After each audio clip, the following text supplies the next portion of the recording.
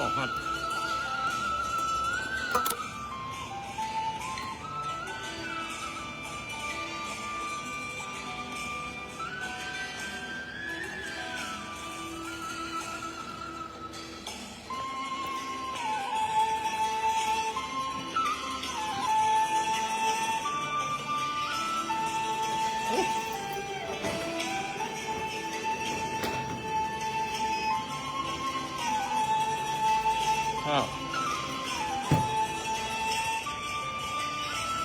นี่ยังหมดความรักกัน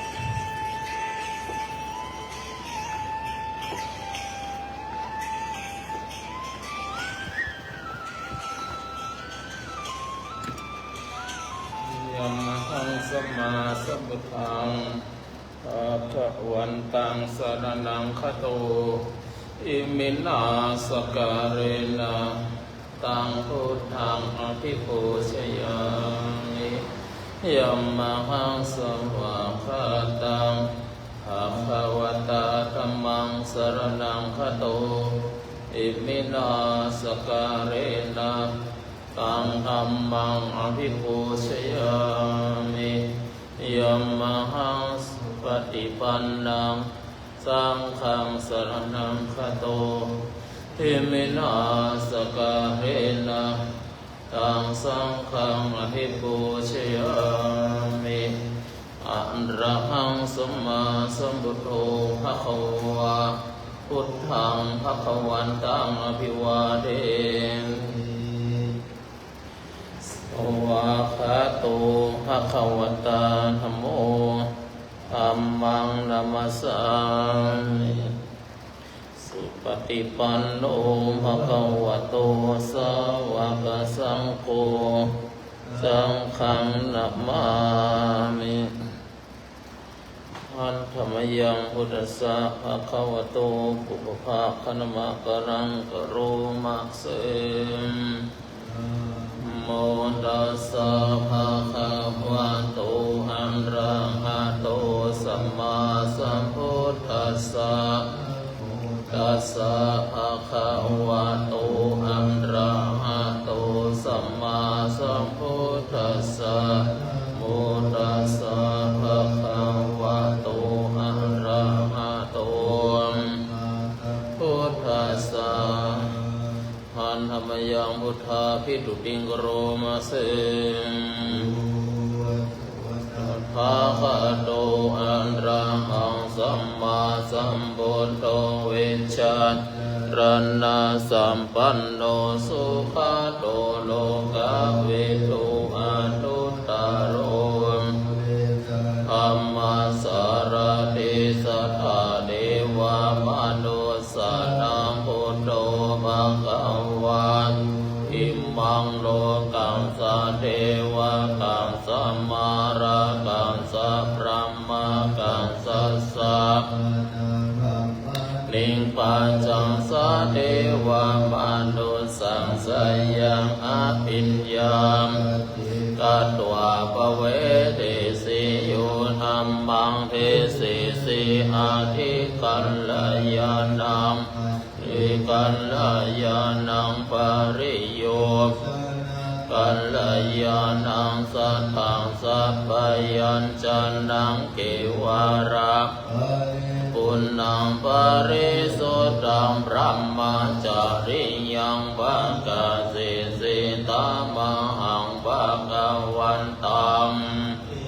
ชยามิตามหังภะคะวันตังรัสสานะมามิ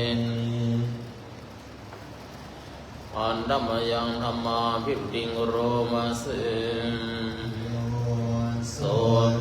วะคาโตภะคะวะตาธัมโม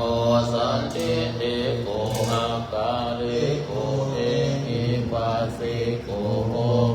นายิโกปัจจตังเวทิตัพโพอินโยหิตมหังธัมมังอภิปูชยามิตามหังธัมมังรัสสานะมามิอันนม มยังสังฆาภิติงโรมาเสโสวะคาติภะคะวะโตสาวกสังโฆชุปฏิปันโนภะคะวะโตวะกะสังโฆญาญาปฏิปันโนภะคะวะโตสาวกสังโฆสามิจิติปันโนภะคะวะโตสาวกสังโฆจัตตาริปุริสายุคานิอัตตาปุริสาภุการะเอสาภะคะวะโตกัสสังโฆหุนายโยปะหุนายโยนาคินายโยอัญชาเรโยอนุตตรังปุญญาเกตังโลกัสสะมหังพังอภิปูชยามิตามหังสัมปังสานมามิ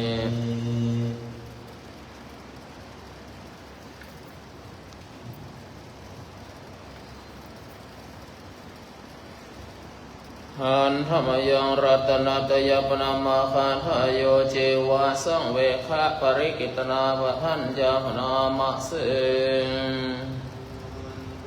สุสุนโทการุณามหันนาโวโยจันดาสุนตาปารายานาโรจโนปะปุปะเกเลสกาตะกุวันตามิอาหัมมาดาเรนาตัง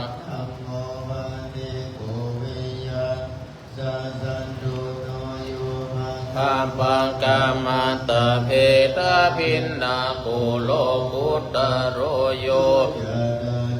อาภิปันโนวันธามิอาหัมมาตะเรนาตังโพสุเขตาวายาติเขตาสัญญิโตโยติตาสันโตสุขัตตัง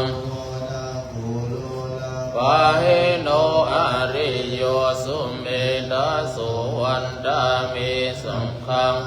อัมมาตะเรนาตังอิเจวะเมกันตาเวปุชนายกังวันตุตายังตาวิสังฆันตังปุญญังมายายังมัมมาสัพพุปัตตวามสัพพมหาวะเสติญาอินทาตาตาคาโตโลเกอุปันโนวะสัมมาสัมพุทโธธัมโมจันติสิโตนิยานิโกอุปัสสามิโกปารินิพพานิโกสัมโพสุขตาภเวทิโตมายันตังธัมมังสุนตวะเอวังชานามาจาติปิทุกขาจาราปิทุกขานัมปิทุกขังสุขาปรินเทวะทุกขาโทมันนาสุปัญญาสัมปิทุกขาอภิเยหิสัมปโยเอวิมปโยโกดุโกยัมปิชังอติตัมปิทุกขังสังคิเตนะปัญจุปัฏฐานะขันธาทุกขาสยาลิตังอานาคันโตเวทานุปัฏฐานะคันโตปัฏฐานะคันโตสังขารูปัฏฐานะคันโตวิญญาณุปัฏฐานะคันโตเยสังริญญาญาหารมโนสุภะคะวะเอวังสาวกเอวิเลติวังปะกาจัมปนัสสะภะคะวะโตสาวกเกสุสะสะเนภะหุลหะภวัตติรูปังนิจจังเวทนาอนิจจสัญญาอนิจจสังขาราอนิจจวิญญาณังอนิจจังรูปังตาเวทนาอนัตตา ยาอนัตตาสังขารังวิญญาณังอนัตตาสัพเพอนิจจสัพเพธัมมาอนัตตาติเตมยังโอตินนามหาชาติยามรานินาสุเกหิปาริเทเวหิทุเกหิโทมนัสสิหิสิหิทุกโขดินาทุกขปะเรตาภิวานามิมัสสะเกวารสัมรัสสันตกิริยาปัญญาเยธาติจิระปะเรเนโพธัมเปตังภะคะวันตังโอติสะอะระหันตังสัมมาสัมสัทธาคารัสสมานาคาริยังปัมปะจิตาตัสสะมิงภะคะวะเตริยังจารามะภิกขุนังสิกขาสาจิวาสมาปนาตังโนมัจจาริยังอิมัสสะเกวารัสสะทุกขปันตัสสะกกิริยายะสัมนิพุตัมเปตังภะคะวันตังอุทิสะอะระหันตังสัมมาคารัสสัมมานาคาริยังปัมปะจิตาตัสสะมิงภะคะวะเตพระมจาริยังจารามะภิกขุนังจิวาสมาปนาตังโนพระมจาริยังอิมัสสะจิวารัสสะทุกขกันตัสสะกะกิริยายะสังวัตตตุเตหันธรรมยังตังคณิกาปัจเวคณาปทัมรามัสเสนิโสจิวารังปฏิเสวามิเอวาสิตัสสะปฏิกาตญาอุณนัสสะปฏิกาตญาณังสัมมังคาตวัตตันตปัสสิริสานังปันติกาตญาญาวะเทวะริโกปินนังปฏิจารานันตังปันติสังขารโยนิโสปินนาปัตตังติเสวามิวัตวายานามัทายานามันดานาโอสนายายาวะเทวะอิมัสสะกายาสาดิติยายาเวโสปาราติยาพระมจาริยานุกายาอิติปุรานัญจเวทนาบันติหังกามิเวทนานาอุปนิสามิยันตราจเมภวินสติอนุวัจตาจามะสุวิหารโรจเทมติสังโยนิโสเสนาสนังบันติเสวามิยาวะเทวะสิทัสสะปฏิกาตญาอุณนัสสะกายายาวะเทวะอุตุเอริสยวิโนรนังบันติสันนานารักขังบันติสังฆโยนิโสปินาปัจจยเวสัญชาปริภารังปันติเสวามิวะอุปันนานังไวยาวาริกานังเวรนานังมณิกาตยา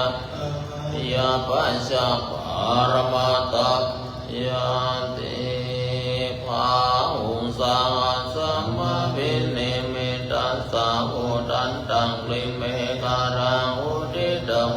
รัสเสนามารังดานาดิตัมทิดาวะโหนิโรธันเตตัสสะวัตุเตชยมังการานิมาลาติเล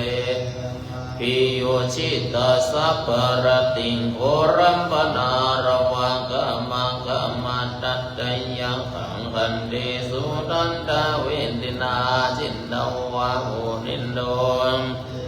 ส สัพวะตุเตชยมังคารานินาราคิริงกาจาวารังอดิมัตตาโอตังดาวังอิจักมาสันนิวาสุตารุนันตังเมตัมปุเสกเวทินาชินโนวาหุนินโดดันเตทัสสังวัตุเตชยมังคารานิอุคิตปะกามาติหันตสุตารุนันตังดาวันติโยจันนามาตังกุลิมาลาวันตังอิติปิสังธรรมโนจินโนวาหุนินโดดันเตทัสสังวัตุเตยัมมังคารานิกัตวานากัตตมุตตะรังอิวะกัปปินิยาจินจายาตุตาตินาสุมาวินตินาจินโตวามุนินโดดันเตทัสสังจยมังคารานิตวัตมุทธะรังเอวะสิมจายาดุทาวาจนะจนะกายาวะเสสันตินาสุมาวินตินาเดชะสาวะวะตุเตชะยะมังคารานิสัจจังวิหายามณิสัจจะวะระเกตุงวะทาภิโรปิตามานังอติอันดาภูตังปัญญาปันธิโตชิโรวะโมนิโรดันเดชะสาวะตุเตชะยะมังคารานิโอปนันดาภูจาคังวิพุทธังมหินติปุตเตนะเดระพุจังเอนะธัมมาปะยันโตอิโตปะเตเวทินาจินโนวะโอนินโนดันเตทัสสังจยมังคารานิทุกขังอทินติปุจจาเกนะสุตันตังอัตตังพระมังสุติชุนติมิติมังกาวิดานังยานากันเดนะเวทินานินโดตันเตสัสสะวัตุเตชยมังคารานิตาปิชยมังคาราอัตตะคาทายโยวัจจันโตนิลาลิเนมาตันเตตวานาเนกะเวเวดานิปัตตวานิโมกัสสุขังยานาโรสัพพัญญูมหากรุณิโกนาโดเมตายาสัมมาปานินาภูเรตวะรามิสัมมาปัตโตสัมโพนิมุตตมังเตนะสัจจวัจเจนะตุเตยะมังคารัญจยันโตโพธิยามุเลสัพยะนังนันติวัตโนเอวังโนวังวิจโยวิจยะสุจยะมังคะเลจินตัมปันดังกิสิเสปันดังเวปุกะเรอภิเสกิสัพพะพุทธานังตัวโมระริสุนังกัตตังสุมังการังสุปะวะตังสุตังสุโตจะสุยิตังพรหมจาริโสภะทักขินังวาจากัมมังปัตตกินังปัตตกินังมโนกัมมังปณิทิเตรักขินานิกัตตัวนาลามันตเตอิเลเมตัญจะสัมปะโลกัสสมิงมานาสัมภาวะเยอปริมาณังโอจาเตริยัญจาสัมปะดังอเวรังสัมปะดันติรัญจารันนิสิโนวัคยโนวายวัตสาวิกัจมิโตเอตัสสติมาติตายะเมตังวิหารังอิตามาหุริตินจานุปกัมมสิโรวะเนนะสัมปันโนกัมเมสุวิทยัง ปิตังนาหิจตุกัปปัสสยังเรติติกะระนิยังเมตตาสุตังวิโรปักขิเมเมตังเมตังอิราปะติเมสัพพยังเมเมตังกันหากุณธัมมากิงิจาปานากิเมตังดิปานากิเมรูปะเดเมตังบาหุปะเดมามาปะดะโกอิสิมามังอิสิตะโกมามังจัตุปะโตอิสิมามังอิสิวะหุปะโตนาสัมเปปะนาสัมเปพุทธาจะเกวะระจะเปมัสสะสันตุมากินเจปาปะมาคะมาปะมาโนพุทโธธัมโมอัมปะมาโนสังโฆปะมานังวันตานิสิริสัมปะเนหะวิเวจิกา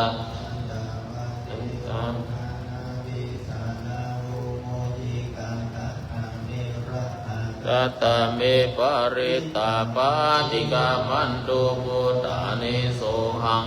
โมบังภวะโตนะโมสัตตันนังสัมมานาปุเทดยัญจะกุมมาเอกราชาริสาวันโน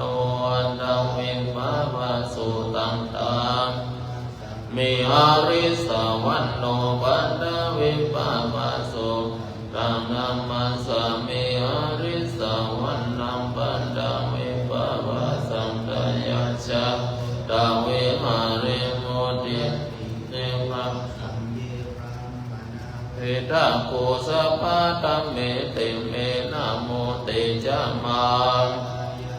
นามาตุพุทธานังนามาตุโพธิยาวิมุตตานังนะโมวิมุตติยาอิมังสุ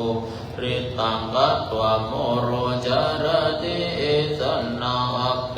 ดยัญจะกุมมาเอกราชาวันโนปันดาวิภาวะสุตังตังมัสสามิหาริสาวันนังปะมาสังฆยัญชะกุตตาวิหาริโมเยพระมนาเวทะภูสัพพะธัมเมเตเมรายันโตนามาโตพุทธานังนามาโตโพธิยานะโมวิมุตตานังนะโมวิมุตติยาสุภาริตังกัตวะโมโรวะสัมมากัปปะยิติอัตถิอิมัสสะมิงกายเยโลมานะปาอันตาตะโจมังสังนาหารุวัติหติมิจังยะกะนังกิโลมันตัมปิหะกัมปะมาสังอันตังอุตาริยังกะริสัมปิตตังสิมหังปุโคโลหิตังเสโรเมโตอาสุวัสสะเทโลกาลสิกามุตตังมัตตะเกมัตตะลุกันติติสากันลังอัจยังอัตตะมังอุวันนิจจังโอตังอนัตตาสุจิอสุมังกัมมัตตานังปุณังภวติหจิรังวัตยังกโยปิตาวิญญาโนนิรัตตังวะการิการังปันตังเวตาตุโพธาตุเตโชธาตุวายโยธาตุรูปะพันโตเวทันพันโตสัญญาโตสังขาระพันโตวิญญาณขันโตปัญจขันธาชัตตาวาหิตาสังขารานิจจทุกขาอนัตตาวิเรนามะธัมมานิจจวัฏสังขาราอุปาทวายาธัมมิโนอุปัชชิตวานิโรชันติเตสัมปัสสโมสุโหนะมารูปังอนิจจังกายตินานิจ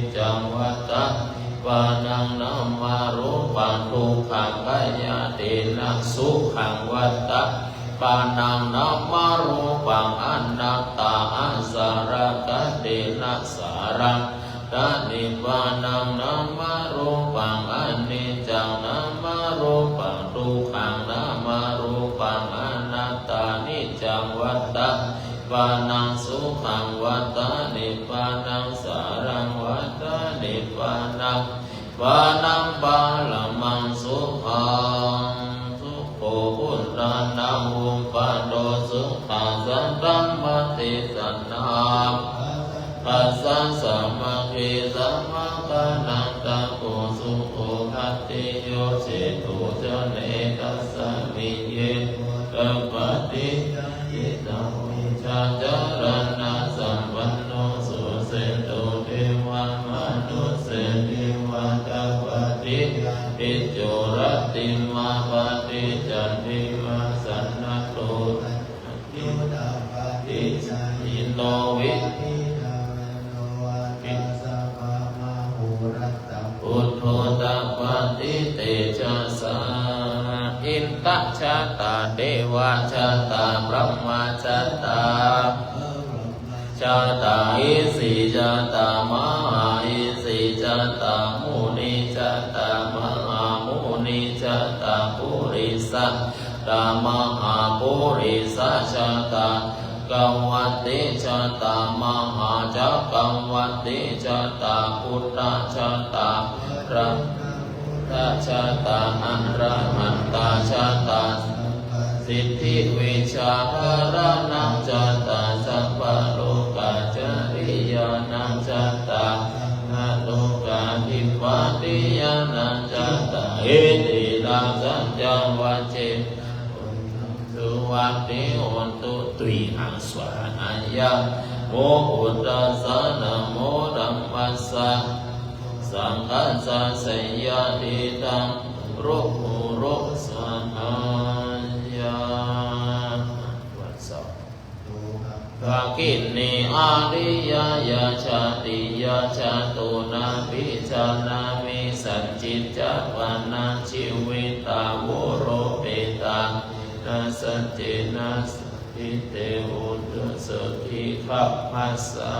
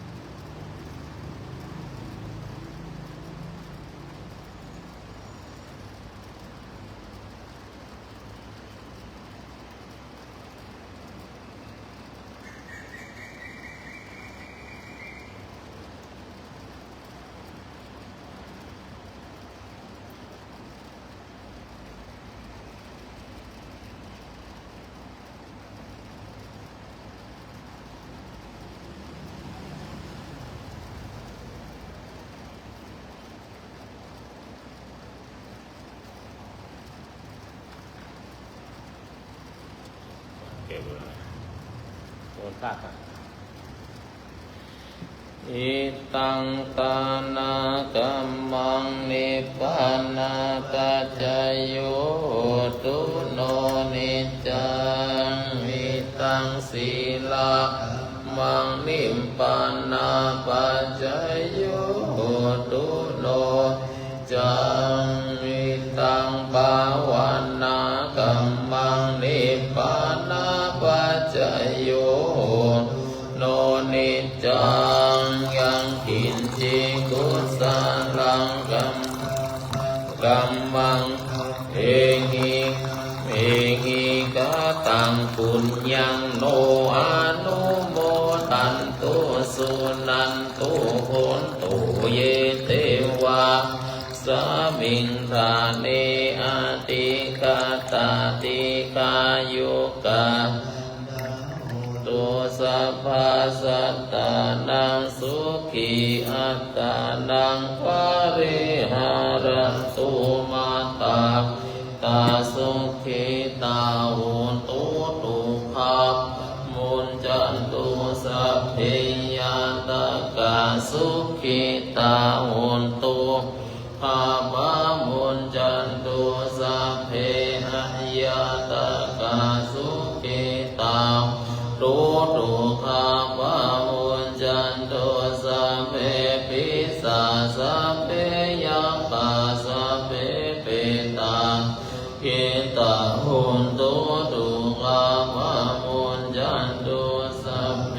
นัพพัตตาสุขิตาหุนตุอาบามุนจันตุสัพเพเท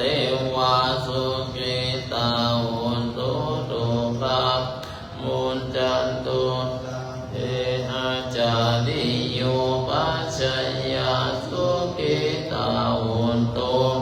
ภาบามุนจันตุสัพพะสัมปิสามิชันตุโวรุขยาปะละมาลาอันปารมาทานังวิสสาสัมรัมมายาตินิพพานังปาลมังสุขัง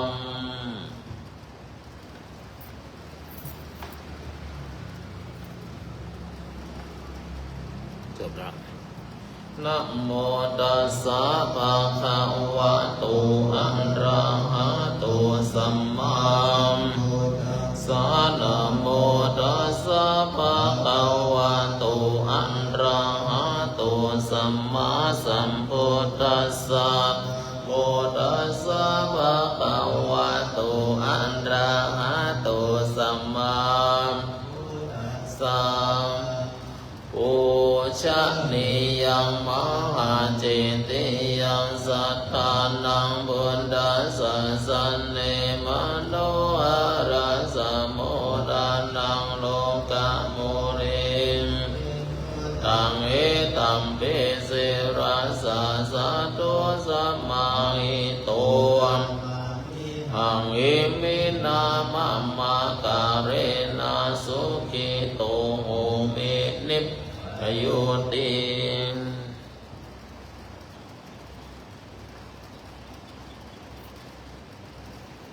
ชุ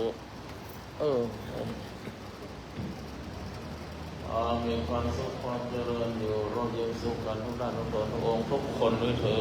ดสาธุ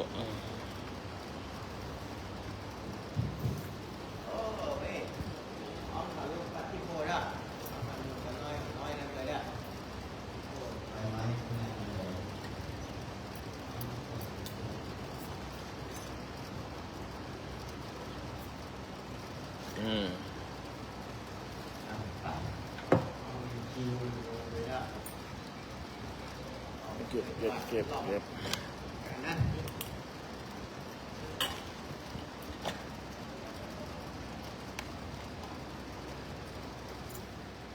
นี่ก็ประกอบพาสปอร์ต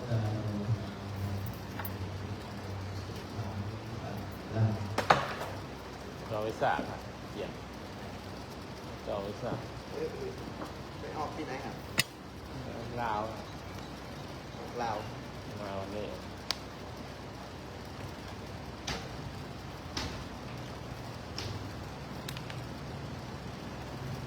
ฝานี่ได้ไหม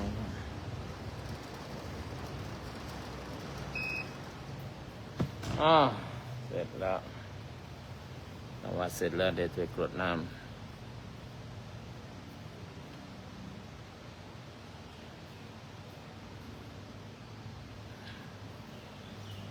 อาจารย์จิรพรสบายดีนะ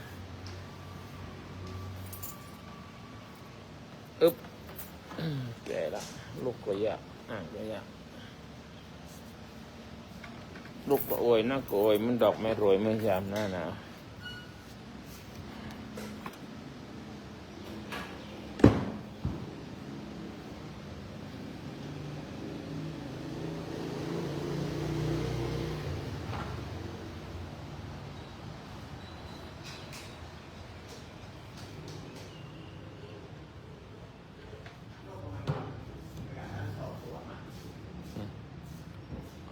แรงไปช็อกพัดลมอย่างจ้ะ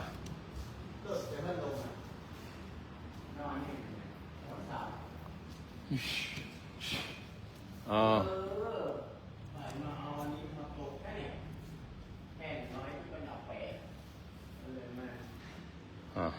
ซับหันนี่นอนจนได้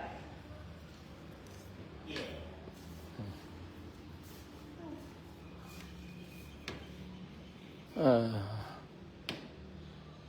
จะตีอยู่สุขเขา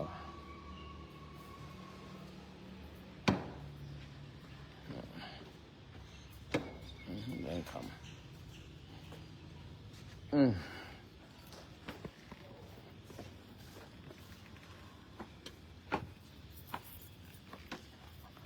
อากาศเย็นโอ้โหอันนี้มันควันเนาะควันมันไม่ใช่ท้องฟ้านี่มันไม่ใช่เมฆนะควันฝุ่นปกคลุม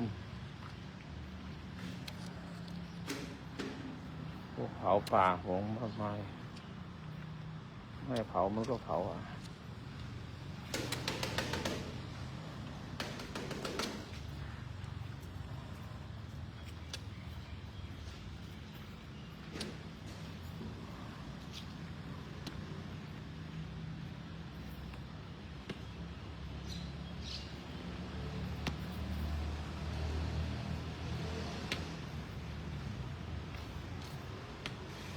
หลายอีก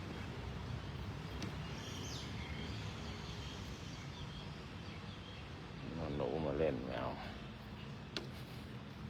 ไม้นี่ล่วงหมด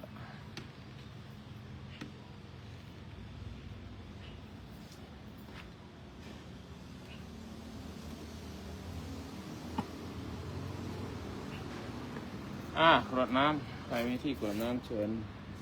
น้ำรบกันอิมินาปุญญกรรมเมนะด้วยเดชด้วยเดชะด้วยบุญด้วยกุศลทั้งหลายที่ข้าพเจ้าบำเพ็ญมาทุกภพทุกชาติอันเป็นบุญสัมมาปฏิบัติมรรคองค์8แห่งบุญ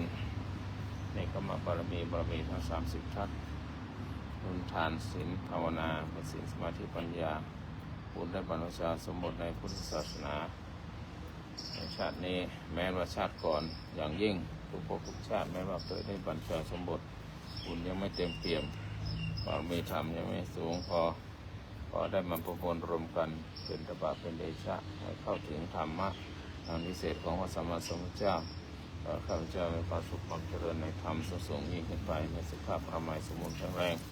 ในขอกราบมาผลที่สมบูรณ์ส่งสนไปถึงผู้มีประการรักคุณผู้ส่งข้าพเจ้ามาเกิดนั้นเป็นครอบครัวมาเกิดของข้าพเจ้า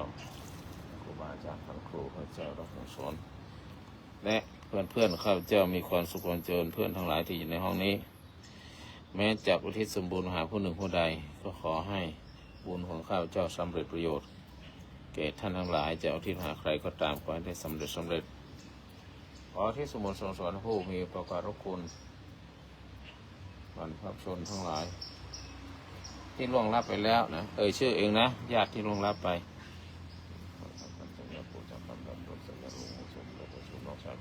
ล่วงลับไปแล้วขอยมให้ยมบิดามารดาขอรับส่วนสุขสุขที่ดีขอกราบมาผลที่สมุนสอนไปถึงญาติที่ยังมีชีวิตอยู่ชื่อเองญาติของใครมีชีวิตอยู่ขอมีความสุขความเจริญ ให้ผู้การสัญญาทางราชการสวรรค์ขอสัญญาทางที่ยอมรับสัญญาถ้ามีความสุขความเจริญร่มเย็นเป็นสุขร่ำรวยโชคดีเขาถึงทำสูงยิ่งไปที่สโมสรไปถึง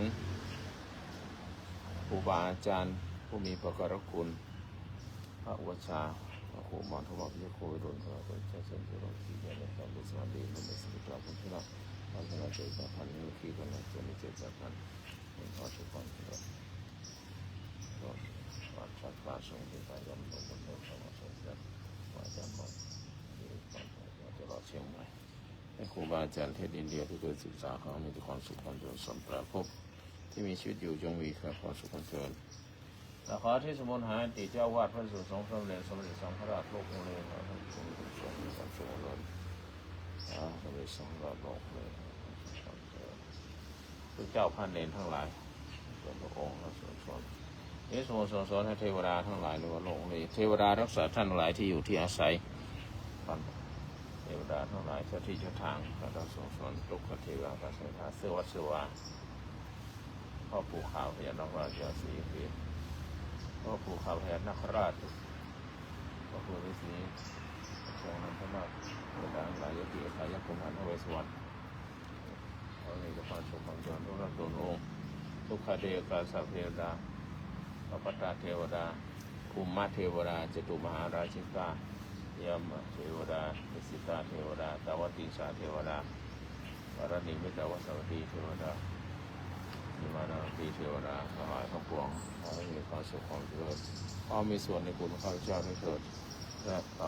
ำตลอดจนถึงผมทั้งหลายและอารุณผมทั้งหลายในส่วนบุญข้าพเจ้าได้เถิดเอาบุญไปสอนไปอเมริกาแล้วก็ต้องมาในวันนั้นว่าเราใครต้องผมจะเป็นผู้ทรงหลวงปู่พระราชสนเทวดารักษาท่านทั้งหลายจงรักษาสนขอพระผลที่สมบูรณ์สนไปถึง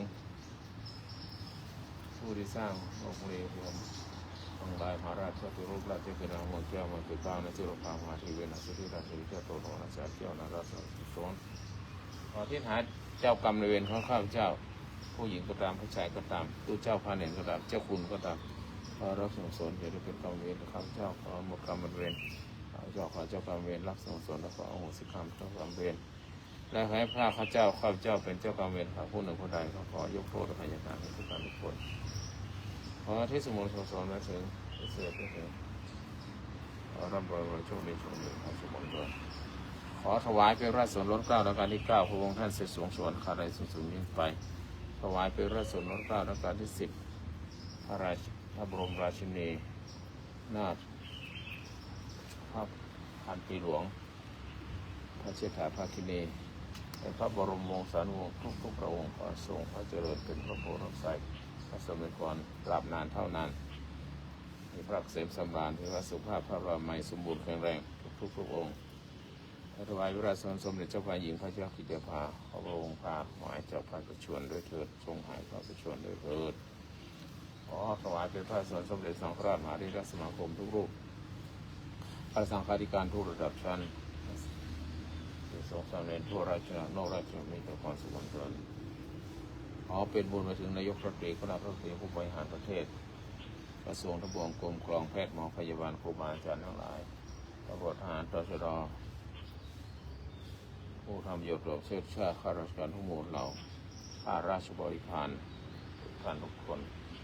ในพระสมเด็จเจ้าอยู่หัวรัชกาลปัจจุบันเราจะถึงประธานองค์คมนตรีคณะองค์คมนตรีทุกท่านทุกคนคณะสสคณะสวทานสสทวผู้มีจิตศรัทธาทุกท่านให้ทุกความสุขความเจริญดูแลการทุกวันยันบนสอนท้ายแผ่หาทุกท่านทุกคนสรรพสัตว์ทั้งหลายมีความสุขความเจริญมนุษยชาติทั้งหลายทั่วโลกอย่าให้ผมเองข้าในร้ายอย่าได้ก่อภัยสงครามท้ายที่สุดขอข้าพเจ้าและเพื่อนทุกคนที่อยู่ในห้องนี้จงมีแต่ความสุขจงมีแต่ความเจริญร่มเย็นเป็นสุขอายุมั่นยืนยาวขอให้มีแต่ความสุขความเจริญมีเงินไม่ทองมนุษย์สมบัติสวรรค์สมบัติจงมาเกิดขึ้นแก่ท่านทั้งหลายทุกท่านทุกคนด้วยเถิดขอท่านทั้งหลายมีความสุขด้วยเถิดทั้งหลายมีความสุขด้วยเถิด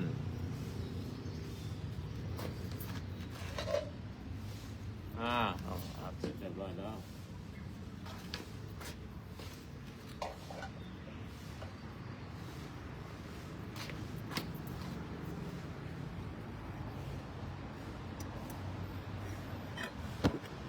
อืม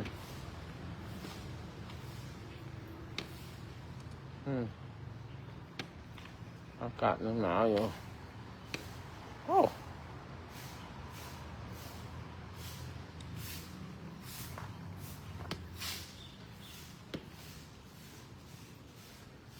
ใบไม้ก็หล่นเยอะ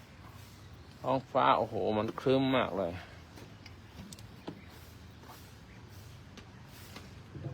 มีควันอ่ะ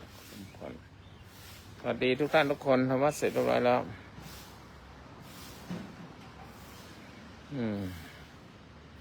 อาจารย์ฮอตจุกคิดเดินถึงไหนละจุกคิดเดี๋ยวนี้เล่นตัวนะ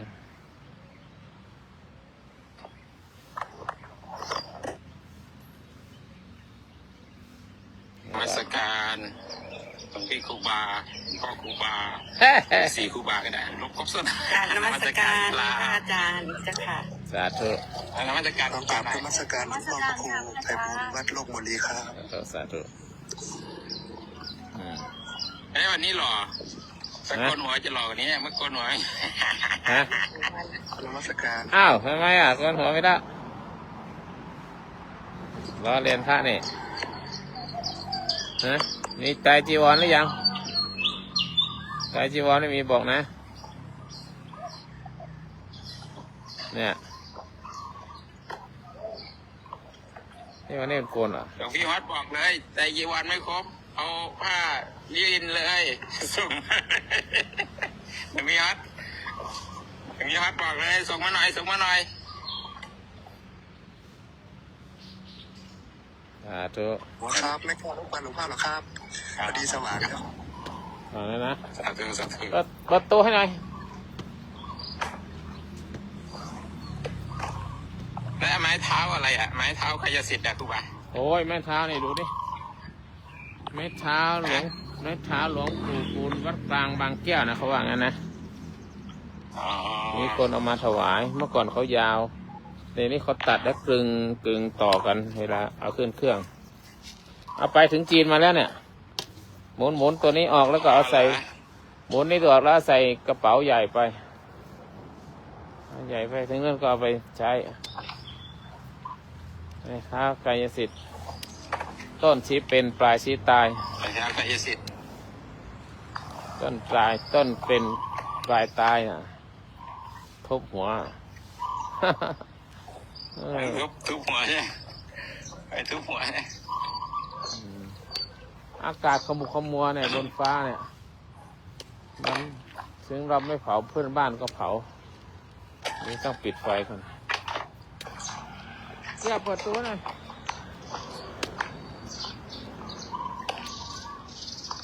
ต้นไม้ก็หล่นแล้วออกกิ่งไม้นี่มาจากไหนเนี่ย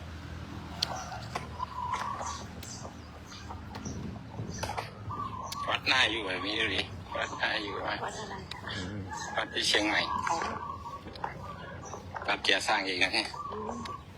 มาดิมาหน้าอยู่ก็มาดิบวชสักพรรษาหนึ่ง บวชสักพรรษาหนึ่งไงโอ้บวชพรรษาหนึ่งไม่พอหรอก ไม่รู้ถ้าคนข้างๆในจะให้บวชเหลือ10 วันนี่ถึงหรือเปล่าลูก ยังหัวเราะ ขนาดพรร ไม่ ษา ได้หรอกต้องดูแลคนข้างๆด้วย ข้างๆให้บวชหรือเปล่า สวัสดีครับ อาจารย์จิรพร ค่ะคุณสุขิต อาจารย์สบายดีนะครับ สบายดีค่ะ มะนาวเข้ามานั่งสมาธิเถอะมะนาว สวัสดีมะนาว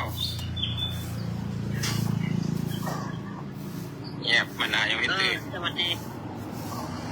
โอ้ได้ยินเสียงแล้วเว้ย มะนาวนี่ไม่ได้เชิญขึ้นมาขึ้น เอาเลยโอ้ช้างอะไรนะมะนาวช้างอ่ะ มะนาวไม่ได้เชิญขึ้นนะขึ้นได้ไงนะแกมาอวตารมาเหรอ มะนาวไม่ได้เชิญมะนาวก็ขึ้นได้ออโตเมติกมะนาวของเขาธรรมะแรง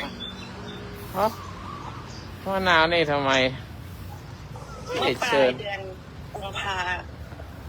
ทีมงานที่ วังน้ำเขียวอะไปกราบพระอาจารย์ที่วัดลูกมูลีนี่แหละเจ้าค่ะ วันไหน ยังไม่ได้ไปด้วย เอามาเหรอ ตอนแรกยังกำหนดว่าจะไปด้วยค่ะ มาได้ยัง เขาก็ถ่ายรูปมาวัดพระอาจารย์ลูกมูลี เหรอ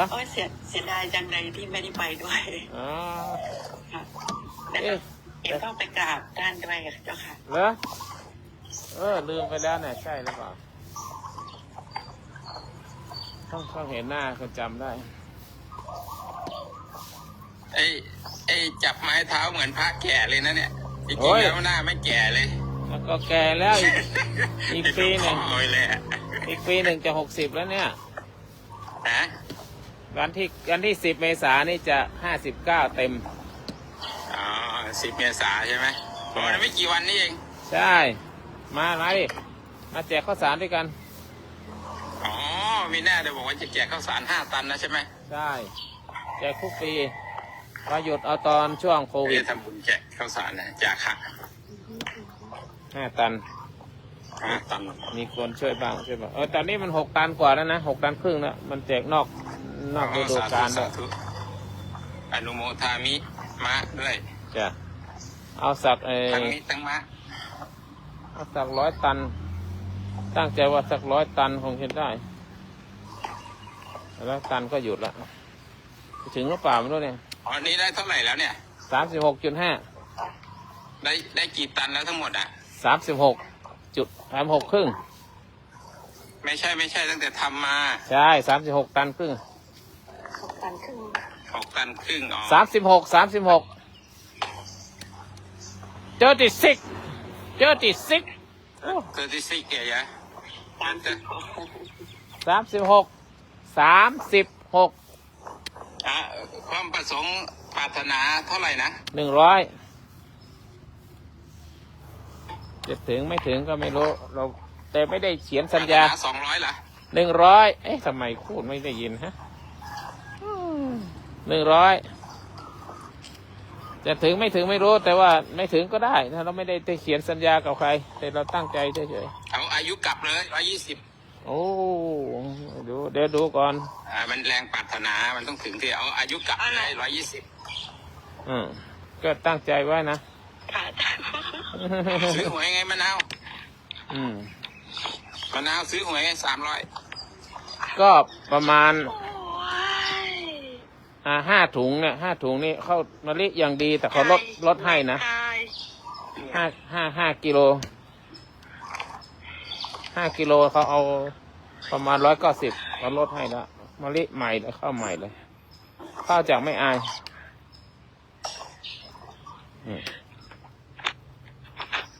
มะนาวจะเอากี่ถังก็บอกมานะไม่ได้เรียกอะไรนะแต่จะเอาก็บอกมาเลยเอาถังนึง แจกหรือว่าจะเอา จะมาช่วยแจก จะมาเป็นเจ้าภาพหรือจะมาเอา ไม่ได้แจกมะนาวบอกว่าเอาถังนึงสั่งถังนึงนะ เอานี่ ไม่ได้ช่วยแจกนะ เป็นเจ้าภาพหรือว่าเอาถังหนึ่งคนเอานี่มีเยอะแยะแต่คนเจ้าภาพนี่จะมีน้อยหน่อย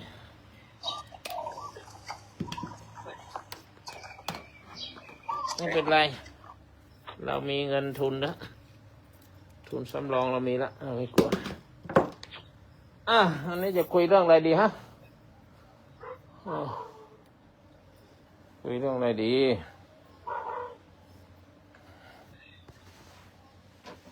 แค่ทุกคลิปตั้งข้อ คุยเรื่องอะไรดีล่ะ การอ่ะ เดี๋ยวถามคนข้างๆกันคุยเรื่องอะไรดี คนข้างๆไม่เอาว่าจะคุยเรื่องอะไรดีเอาที่หลวงพ่อเอาที่หลวงพ่อเลย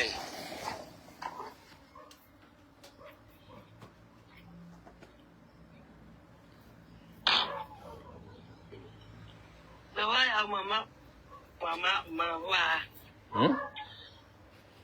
อะไรมะนาวเปรี้ยวไหมคุยเรื่องมะนาวเปรี้ยวไหมมะนาวไม่มีน้ำใช่ไหมคุยเรื่องมะนาวไม่มีน้ำ หรือว่าไม่มีตัวตน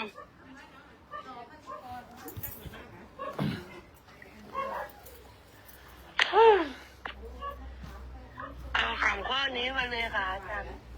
อ่ะ มีตัวตนขันธ์ห้ามาว่า โอ้ขันห้าพวกนั้นโอ้ขอบคุณมากสาธุ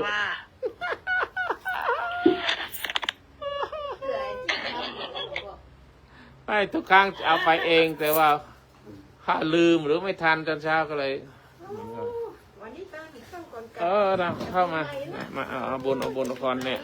พอนั่งก็ไออาหารมาแล้วเนี่ยคุณ เห็นไหมเนี่ยคุณสุขิตสาธุ ละมุดจ้ะ วัดเลยวัดความดันไปวัดของหวานก่อน อันนี้คนวัดฮะพอนั่งแล้วก็อาหารมาแล้วเนี่ย ไม่อยากได้แล้วมาหรอก ยะถาวาลิวหาปูราปาริปูเรนติสาคลังเอวะเมวะอิโตทินัง บอกไปเลย เปตานังอุปกปปติอิสิตังปฏิตังตุมหังคิปะเมวะสมิสตุสัพเพปูเรนตุสังกปปะจันโทปนัลละโสยถามณิโชติระโสยถาดีละบัดนี้หมายมีคุณโยมยุพินละมุดพร้อมทั้งครอบครัวได้ทำบุญทำกุศลทานของเข้าไปหาเทวุฒิเทวดาอันรักษาตนรักษาตัวรักษาครอบครัวพระภูมิเจ้าที่พระแม่ธรณีเท่าทั้งสี่เทพเทปาอารักษ์ทั้งหลายรักษาตนรักษาตัวรักษากายสังขารประจำตนประจำตัวจำบ้านจองหอเงินที่อยู่ที่อาศัยขอเทวุฒิเทวดาเหล่านั้นได้รับสมสนและสู่ภพภูมิที่ดีเพื่อสื่อส่งสวรรค์ชั้นฟ้าเทวุฒิเทวดามีอิทธิฤทธิปกปักรักษามีความสุขความเจริญเท่านั้นที่หาพอเกิดไม่เกิดที่ทรงลงมาเกิดขอรับสงสนและสรรพสัตว์ทั้งหลายทุกตนทุกตัวและสัตว์เลี้ยงทั้งหลายที่หลงรับไปแล้วขอรับสงสนเจ้านั้นอย่างที่มหาเจ้ากรรมในเวรทุกภพทุกชาติมาดแม่นว่าเคยทำกรรมทำเวรตั้งกายตั้งวาจาตั้งใจในหลงล่ำกรรมเกินกับผู้หนุ่มผู้ใดก็ขอให้เจ้ากรรมในเวรทั้งหลายทั้งหมดทั้งปวงทั้งเสี่ยงเหล่านั้นรับสมบูรณ์รับแล้วขอเจ้ากรรมในเวรได้อโหสิกรรมยกโทษและอภัยทานอย่าได้มาเป็นเวรเป็นกรรมอย่าได้มาสร้างกรรมสร้างเวรต่อกันและกันเจ้าแต่นั่นที่สมบูรณ์หาปอกคำปันละมุดคุณแม่บุญยังละมุดและก็คุณต่อยสมพงษ์หรือปิศสิพรสิริพรสมพงษ์และในเรืองกำใจและญาติทั้งหลายทั้งฝ่ายพ่อก็ดีฝ่ายแม่ก็ดีทุกท่านทุกตนทุกองค์ขอได้รับสงสนเมื่อได้ไปสู่ภพสู่ภูมิดีเมื่อได้ไปสู่อยู่บนสวงสวรรค์ชั้นฟ้าวิมานแก้ววิมานเงินวิมานทองรองรับดวงวิญญาณอยู่บนสวงสวรรค์ชั้นฟ้าสูงยิ่งขึ้นไปเมื่อได้ไปแตบใกล้ตนตันใต้พญาอินตาเมื่อได้ไปไหว้ไปบูชาพระธาตุเกศแก้วจุฬามณีเมื่อไปอยู่กับปฏิบัติธรรมกับพระศรีอริยเมตไตรบนสวงสวรรค์ชั้นฟ้าแก่เขาเจ้าทั้งหลายที่ได้กล่าวนามทั้งหมดทั้งปวงจงได้เป็นบุญเป็นกุศลกลับกลายเป็นข้าวทิพย์น้ำทิพย์เป็นอาหารทิพย์แก่เขาทั้งหลายแม้ยังปรารถนาสิ่งใดประสงค์สิ่งใดขอดวงวิญญาณและเทพทั้งหลายเหล่านั้นเทวดาทั้งหลายเหล่านั้นจงได้รับสิ่งที่เขาต้องการอันกลับกลายเป็นของทิพย์จงมี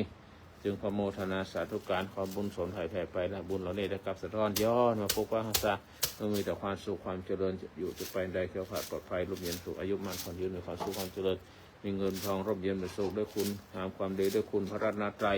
คุณของพระสัมมาสัมพุทธเจ้าคุณพระพุทธเจ้าธรรมเจ้าสังฆเจ้าเมื่อได้ปกปักรักษามีแต่ความสุขความเจริญอาราธนาคุณพระรัตนตรัยปกปักรักษา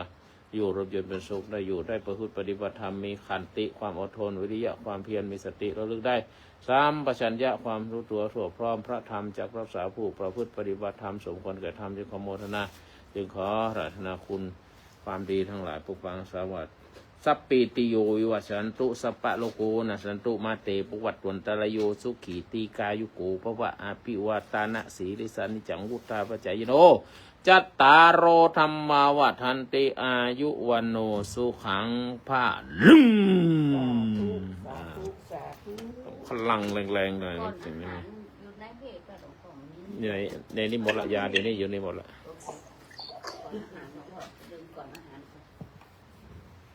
แล้วก็ไอ้ที่ชงอาม่าหน่อยก็ชง ลูกค้าเขาแตกเขาแข็ง โอ้ดีก่อน เขาเกียบ ดีสั่งซื้อมาเดี๋ยวมาทอดคนเดียว โอ้ดีน้ำมันเดี๋ยวเก็บไว้น้ำมันเฮ้ย2 อันละ ซื้อเวลา มา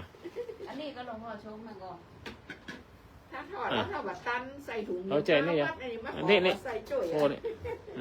อาหลวงพ่อจัดการเอง เอาน้ำห้อนใส่ยาวกันมาพวกเราใครจะคุยอะไรเรื่องอะไรดีฮะมันสุขิตรับพรแล้วโอ้โหดิ้นไม่ได้เลยเนี่ยให้พรไปแล้วนี่ใครเนี่ยน้องมะนาวยังไม่ได้รางวัลเลย มะนาวบอกอะไรนะเมื่อกี้เนี่ย นาจะคุยเรื่องอะไรนะ โชคดีจะเอาไข่เอาอย่างก่อนไข่ผลไม้ดิซุกอะดิบอะพอละอืม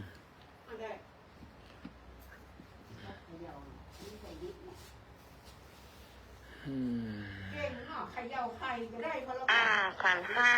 เดี๋ยว ขันห้าพูดมานานแล้วขันห้าพูดนานแล้วพี่จ๋าน้องจ๋า ขันห้าอะไรวะขันห้าม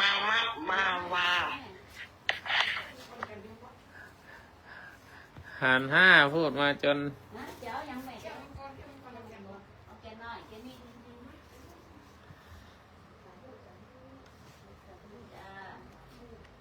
ไม่ใช่ค่ะขันห้ากำเดี๋ยวกำมาวาค่ะ พม่าละว่ากับอะไร ค่ะจันตั้งก็อันนี้เลยค่ะ พม่าละว่ากับอะไรคน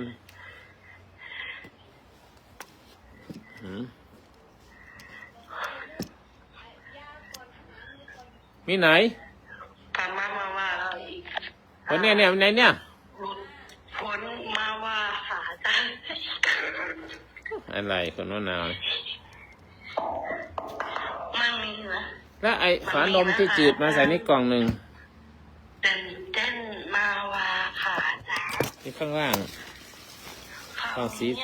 ส้มเอามาแล้วเนี่ย 1 เม็ดนี่เนี่ย อะไรพูดอะไรเนี่ยมันมาพูดอะไรเหรอต้องเอานมจืดมาอันนึงแล้วก็กล่อง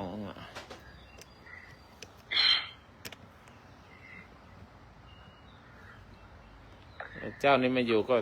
มีหลายอย่างที่ไม่ได้ทำ สั่งพูดอะไรผิด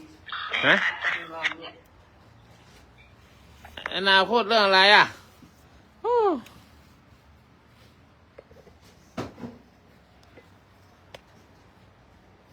พูดว่ามะนาวเปรี้ยวมะนาวเปรี้ยวเปรี้ยวใจ อะไรนะวะ มะนาวเปรี้ยวเปรี้ยวใจใครจะรู้เนาะใช่ไหม เดี๋ยวกำมะนาวาให้ ต้องเหลือง 1 กล่องแล้วก็เอา นั่งก็ได้ค่ะอาจารย์ เอา2 กล่องนี่อย่างละ2 ช้อน พูดง่าย อย่างละ3ก็ได้วนอันวนสุดแล้วยาหลังอาหารก็อยู่ในนั้นเดี๋ยวค่อยเอาก็ ๆ ได้ เดี๋ยวเราปิดไม่ก่อนอาจารย์คะโยมขอตัวก่อนนะเจ้าค่ะ ขอตัวไปไหน วันนี้มีภาระเยอะเลยครับ ภาระอะไรบอกมาให้ฉัน กิจคือมีสอน8:30เจ้าค่ะพระาจาย์ สอนเรื่องอะไร สอนเรื่องคุณสมบัติของสมาธิเจ้าค่ะ คุณสมบัติของสมาธินี่แหละเดี๋ยวโยมลงไปฟังข้างล่างใช่ไหม พระอาจารย์ แล้วก็โยมก็สงสัยเหมือนกัน เพราะว่ามันมีช่วงหนึ่งที่เขาบอกว่าสมาธิคุณสมบัติของ คุณสมบัติหรือว่าประโยชน์ คุณสมบัติค่ะได้ไหม ไม่ใช่คุณสมบัตินี่มันคืออะไรคุณสมบัติ คำสอนคำพีร์มันจะมีลักษณะของสมาธิขั้นตอนของสมาธิ แล้วก็คุณสมบัติของสมาธิเจ้าค่ะพระอาจารย์ คุณสมบัตินี่มันคือประโยชน์หรือเปล่า มันเหมือนลักษณะเป็นสมบัติเป็นอริยทรัพย์อะไรประมาณมันเป็นคุณสมบัติเป็นลักษณะเหมือนว่า เราได้มายังไงแล้วมันสำคัญยังไงอะไรประมาณเนี้ยเจ้าค่ะพระอาจารย์ มีคุณอย่างไร แล้วเราก็จะรักษาแล้วเราจะรักษามันไว้ได้อย่างไรอะไรอย่างเงี้ยค่ะ เตรียมแล้วก็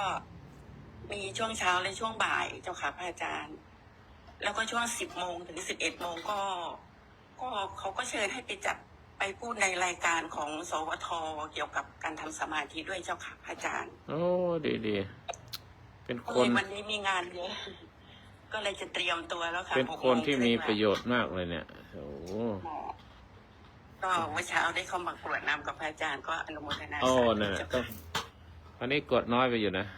เฮ้ยเขามีที่ดึงอยู่ใช่ไหม มี เสียงเลยฮะจะดึงยังไงมันไม่มีที่ดึงก็พยายามอยู่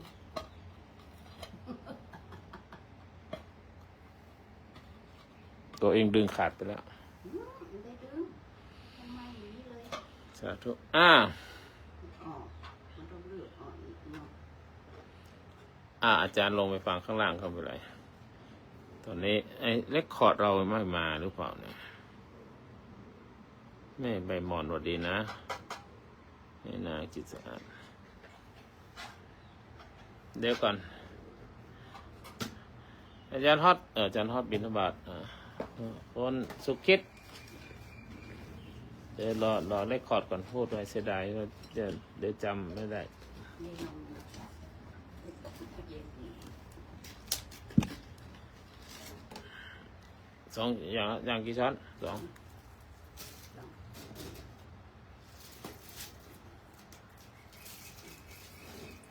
วันนี้โรงเรียนเปิดทำไมโยมนี่ไม่เห็นอ้าว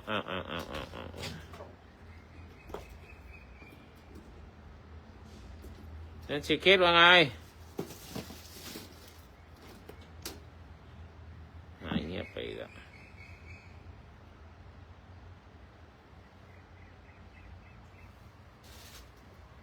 เดี๋ยวพิมพ์เข้าไปก่อนคุณสมบัติ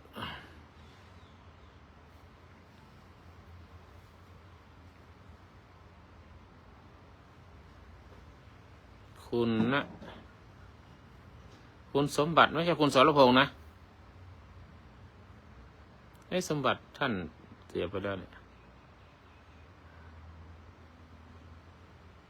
ตื่นหรือยังโล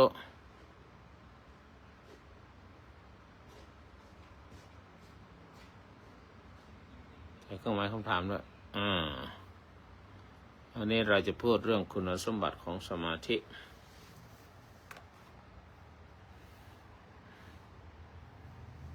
เรคคอร์ดเดอร์ไปไหนละ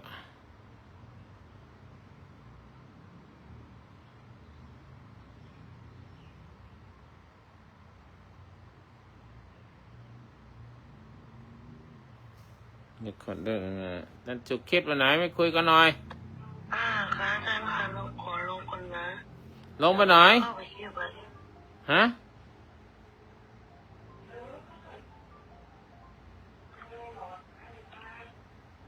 เตือนแล้วยังเรคคอร์ดเดอร์จะพูดแล้วฉันว่าอยากจะลงใช่ไหมจะพูดแล้ววันพระ วันนี้วันพระนะมีวันพระค่ะ วันนี้ค่ะ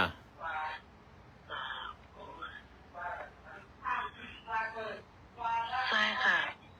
หนูก็ได้อีกไปเขา จ้าสวัสดีหลวงพ่อพิชิตนิมนต์ขึ้นมาเลย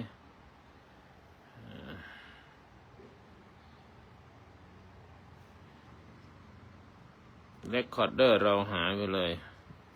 เดือนต้องตัดเงินเดือนละ5 บาทนี่เหลือ3 บาท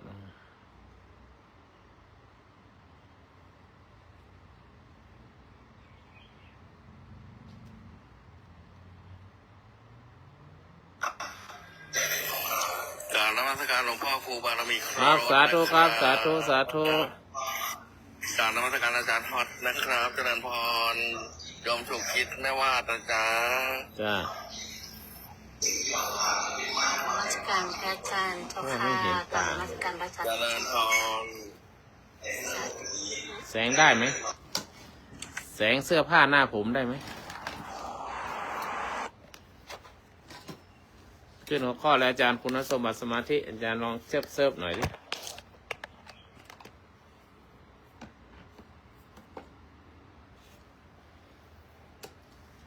งั้นนี้ไม่ไปหาหมอนะท่านแสงได้แล้วมาแล้วเอานะจะพูดสัก2-3 นาที ก็ขอถวายความเคารพ ได้นับถืออาจารย์พระพิชิตเกาะกองกอยแต่ท่านอาจารย์ฮอตเพราะความเจริญในธรรมยังมีแด่คุณวาสนาคุณฉุกคิดและศรีพัญญาถึงคุณน้องมะนาวอาจารย์จิรพรหลายท่านที่ยังอยู่ในห้องและนอกห้องตอนนี้ขึ้นหัวข้อว่าคุณสมบัติของสมาธิอาจารย์จิรพรจะไปพูดวันนี้ก็มะนาวบอกว่าขึ้นธรรมนาวาก่อนขึ้นธรรมนาวาก็คือว่าธรรมนาวาจริงๆแล้วก็คือคุณสมบัติกับคุณสมบัติของสมาธินะซึ่งสะท้อนถึงว่าการข้ามฝั่งจากโลกนี้ไปสู่ฝั่งแห่งนิพพานหรือฝั่งแห่งความหลุดพ้นเนี่ยด้วยจิตที่มั่นคงแล้วก็รู้เท่ารู้ทัน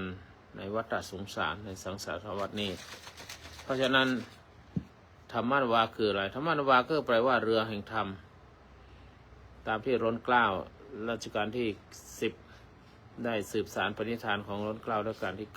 9ในการที่เผยแผ่พระธรรมคำสอนขององค์พระสัมมาสัมพุทธเจ้าให้แก่ไพร่ฟ้าประชาชนโดยเฉพาะในล้นเกล้ารัชกาลปัจจุบันรัชกาลที่10ได้ทรงพระราชทานหนังสือธรรมนาวาวังในวันนี้พูดถึงธรรมนาวากับคุณสมบัติของสมาธิก่อนอื่นก็คือถึงธรรมนาวาคืออะไรธรรมนาวาคือเรือแห่งธรรมเป็นคำเปรียบเทียบซึ่งหมายถึงพระธรรมคำสอนเปรียบเสมือนเรือที่จะพาเราข้ามห่วงแห่งความทุกข์ข้ามทะเลแห่งวัฏสงสารไปสู่ฝั่งนิพพานหรือฝั่งแห่งความหลุดพ้นอันนี้เป็นต้นเพราะนั้นผู้ใดข้ามเรือลำนี้จำเป็นที่จะต้องศึกษาก็คือปริยัติแล้วก็ฝึกฝนก็คือต้องปฏิบัติรู้แจ้งก็คือต้องเป็นปฏิเวทถึงจะข้ามได้ด้วยศึกษาด้วยการศึกษาด้วยการฝึกฝนด้วยการรู้แจ้งในชีวิตจริงในความจริงในสัจธรรมนั่นคือปริยัติปฏิบัติและปฏิเวทจึงเกิดขึ้นเพราะฉะนั้นสมาธิล่ะสมาธิคืออะไรเรือเรารู้จักแล้วตอนนี้เรือในที่นี้ก็คือนาวาธรรมะคือธรรมะที่เราจะข้ามขีดด้วยปริยัติปฏิบัติปริยัติปฏิบัติปฏิเวทแต่ว่าสมาธิคืออะไรสมาธิก็เกี่ยวข้องกับธรรมนาวาอย่างไรนะสมาธิคือความตั้งใจมั่นของจิตจิตที่ตั้งใจมั่นเป็นเครื่องมือสำคัญที่จะอยู่ในบนธรรมนาวาเพราะว่าการทำให้จิตแน่วแน่หรือจิตที่มั่นคงนะทำให้ไม่หวั่นไหวในกลางคลื่นแห่งอารมณ์หรือคลื่นแห่งมหาสมุทรในลำนาวาของเราจะข้ามมหาสมุทรทะเลแห่งความทุกข์เนี่ยมันเต็มไปด้วยความทุกข์ปัญหาอุปสรรคมากมายความโลภความโกรธความหลงต่างๆเนี่ยอันนั้นปลาฉลามร้ายในทะเลคลื่นยักษ์หรือตลอดถึงภัยจากธรรมชาติภัยจากสัตว์ร้ายต่างๆก็เปรียบเสมือนความโลภความโกรธความหลงสิ่งที่ชั่วร้ายทั้งหลายที่เกาะกินใจของเรานั่นก็คือเปรียบเทียบเปรียบเปรยว่าการข้ามทะเลนั้นจะต้องเจออุปสรรคหลายๆอย่างสมาธิเหมือนกับเสากระโดงหรือว่าหางเสากระโดงเนี่ยบวกกับหางเขาเรียกว่าหางเสือเรือนะและถ้าไม่มีเสากระโดงหางเสือเรือแล้วเรือก็จะโคลงเคลงแล้วในกลางทะเลไม่รู้จะไปทางไหนถ้าไม่มีหางเสือสมาธิก็เช่นกันหน้าที่ทำให้จิตใจของเราจิตใจที่เป็นไปด้วยในทางที่ไปที่ถูกต้องแน่วแน่มั่นคงเพราะฉะนั้นคุณสมบัติของสมาธิได้รับจากการฝึกที่จริงนั้นก็คือคุณสมบัติคือความนิ่งไม่ว่าอะไรก็ตามความนิ่งนะจิตที่ไม่วิ่งพล่านไปตามอารมณ์ก็คือทำไมความนิ่งจิตไม่วิ่งพล่านมีความสำคัญก็เหมือนกับเรือที่สงบในคลื่นลมนะโยมนะเดี๋ยวบันทึกนี่ก่อนนะความรู้ตัวที่เกิดขึ้นก็คือรู้ตัวเกิดอะไรขึ้นในทะเลหรือในจิตของเราเกิดอะไรขึ้นก็รู้ว่าลมหรือว่าทางที่จะรอดเป็นอย่างไรจะไม่มีความสำคัญว่าถ้ารู้จักคลื่นรู้จักอะไรและความสุขทั้งหลายความสุขค ความสุขเย็นต่างๆเนี่ยเป็นคุณสมบัติของสมาธิคือจิตที่มีความสุขคือจิตที่ไม่มีสิ่งยั่วยวนไม่มีสิ่งที่จะต้องมาทำให้จิตนั้นบอกแวกหรือจิตนั้นคิดต่างๆนานาเรื่องราวต่างๆที่เข้ามาในจิตแล้วก็ไม่ต้องเสพสิ่งทั้งหลายภายนอกแต่ว่าพยายามกำจัดสิ่งทั้งหลายที่มันเข้ามาเกาะกินใจให้ออกไปนี่เป็นต้นเพราะฉะนั้นการแยกแยะจากกิเลสก็คือว่ามีระยะห่างจากตัณหาคือได้ปฏิบัติสมาธิและตัณหานี่ก็พยายามละเอาไปถึงมีก็ละไปถึงไม่มีก็อย่าให้มีเหมือนเรือที่ไม่โดนดูดหรือจมหรือเรือไม่อับปางแบบนี้เป็นต้นเพราะฉะนั้นความพร้อมคุณสมบัติของการทำสมาธิถ้าเพื่อที่มีความพร้อมนำไปสู่การเห็นไตรลักษณ์เห็นความจริงของชีวิตของเราเกิดขึ้นตั้งอยู่ดับไปครั้นไปดับไปแล้วก็ต้องทำบุญทำกุศลไปให้ผู้ที่จากไปแต่เรายังมีชีวิตอยู่เราอยู่ในโลกนี้นะเราก็รู้ว่าชีวิตของเราก็ไม่เที่ยงเหมือนกันก็ต้องจากไปเหมือนกันจิตจะได้ตั้งมั่นและเห็นทุกอย่างตามความเป็นจริงแล้วก็ก้าวไปสู่ปัญญาได้อย่างต่อเนื่องทีนี้ทำไมต้องมีสมาธิในธรรมนาวาก็เพราะว่าจิตที่ไม่ได้ตั้งมั่นก็คือจิตที่ไม่พร้อมที่จะข้ามสมาธินี่ไม่ใช่เป้าหมายสุดท้ายแต่เป็นฐานที่มั่นสมาธิไม่ใช่เป้าหมายที่เราจะทำสมาธิเนี่ยแต่จริงๆทำสมาธิเพื่อจะเจริญต่อไปถึงวิปัสสนาก็เหมือนกัปตันที่ยืนมั่นอยู่กลางเรือที่จะคุมเรือไปทิศทางไม่ให้หลงทางไปสู่เป้าหมายให้ได้สมาธิก็เช่นเดียวกันสมาธิก็เป็นการตั้งมั่นของจิตเพื่อจะเข้าไปสู่วิปัสสนาเพื่อเข้าไปสู่การพิจารณาความเกิดขึ้นตั้งอยู่และก็ดับไปและสำรอกกิเลสให้ไม่ให้สิ่งที่มาปนความโลภโกรธหลงต่างๆอาสวะกิเลสทั้งหลายเข้ามาอยู่ในจิตใจของเราให้มันหมดไปสรุปในที่นี้ก็คือว่าธรรมนาวาก็คือการใช้เรือข้ามวัฏสงสารด้วยธรรมสมาธิก็เหมือนกับเสาเรือหรือว่าหางเสือนะเป็นบวกกับแรงดันแรงดันที่อยู่กลางใจเรื่องแรงดันแรงขับเคลื่อนอย่างนี้ถึงจะรอดฝั่งเพราะฉะนั้นผู้ฝึกสมาธิก็ย่อมได้รับจิตที่มั่นคงแล้วก็รู้เท่ารู้ทันกิเลสพร้อมที่จะสู้กับปัญหาต่างๆและนำมาสู่ซึ่งปัญญาในการเดินทางและแคล้วคลาดปลอดภัยในทะเลแห่งความทุกข์ทั้งหลายแล้วก็ไม่ล่มกลางคลื่นแห่งความทุกข์นั้นเพราะฉะนั้นขอท่านทั้งหลายได้ใช้ธรรมะเป็นเรือในการที่จะข้ามฝั่งของธรรมนาวานี้ของฝั่งแห่งทะเลแห่งความทุกข์ก็พ้นจากฝั่งความทุกข์ทั้งหลายไปสู่จุดมุ่งหมายคือพ้นจากความทุกข์ก็คือความสุขหรือฝั่งแห่งการหลุดพ้นนั่นเองจึงขอโมทนาสาธุการว่าสมาธิก็เป็นเรื่องสำคัญโมทนาในที่นี้ที่ตั้งใจฟังขอโมทนาพระพุทธเจ้ามีคำกลอนบอกว่าก่อนที่จะจบนี้ว่าชีวิตคนเหมือนเรือล่องกลางน้ำคลื่นโถมเข้าลมแรงแห่งกิเลสถ้าใจไหวเรือไหวใจวางเวทย่อมล่มเร็ดกลางวัฏฏะแห่งทุกข์ภัยสมาธิคือเสาเรือไม่โอนเอ็นเป็นหางเสือเป็นหางอะไรสมาธิคือเสาเรือไม่โอนเอ็นเป็นทางเส้นชี้ทางใจไม่เขวใจแนบแน่นเห็นสัจจะไม่หวั่นไหวต้นน้ำใจหรือว่าพ้นน้ำใจในโลกพ้นน้ำใจน้ำโลกให้โถมมาหรือพ้นน้ำใจน้ำโลกที่โถมมาธรรมนาวาพาใจพ้นความมืดจิตที่ยึดมั่น ธรรมย่อมไม่หลงฝึกสมาธิใจสว่างหนทางตรงถึงฝั่งสงบพงสู่พ้นภัยจึงขอโมทนาสาธุท่านกับท่านทั้งหลายได้ฝึกสมาธิวันละ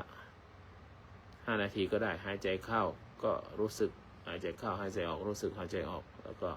ไม่บังคับไม่ปรุงไม่แต่งรู้ว่าเรากำลังหายใจอยู่มีสติอยู่ที่ลมหายใจรู้สึกร่างกายในขณะนี้ขณะนั่งขาแตะพื้นระหว่างนั่งระหว่างเดินรู้สึกน้ำหนักของร่างกายที่ลงไปที่เท้าก็ไม่คิดอะไรก็มีความรู้สึกที่กายของเราไม่ฟุ้งซ่านก็ได้ตอนนี้ถ้าไม่คิดอะไรมากจิตก็ไม่ฟุ้งถ้าจิตไม่ฟุ้งก็นั่นแหละสมาธิเกิดขึ้นไม่ต้องไปไล่ความคิดแค่ไม่ตามไปก็เหมือนกับรู้ว่าคลื่นที่ปล่อยเขาผ่านมาเราก็ไม่ต้องตกใจสุดท้ายการตั้งจิตตั้งใจไว้ในธรรมะก็ขอให้ได้ตั้งใจในธรรมและขอให้ท่านทั้งหลายที่ฐานขอให้ท่านว่าข้าพเจ้ามีจิตมั่นคงดังเสาเรือขอให้ผ่านคลื่นกิเลสโดยไม่หวั่นไหวขอให้ธรรมะเป็นนาวาพาข้ามฝั่งแห่งความทุกข์นี้ไปสู่ความสงบอย่างแท้จริงจึงขอโมทนาสาธุไว้เท่านี้ก่อนเดี๋ยวให้พรโยมลงมาละจ้าขอโทษร้อนนิดหนึ่ง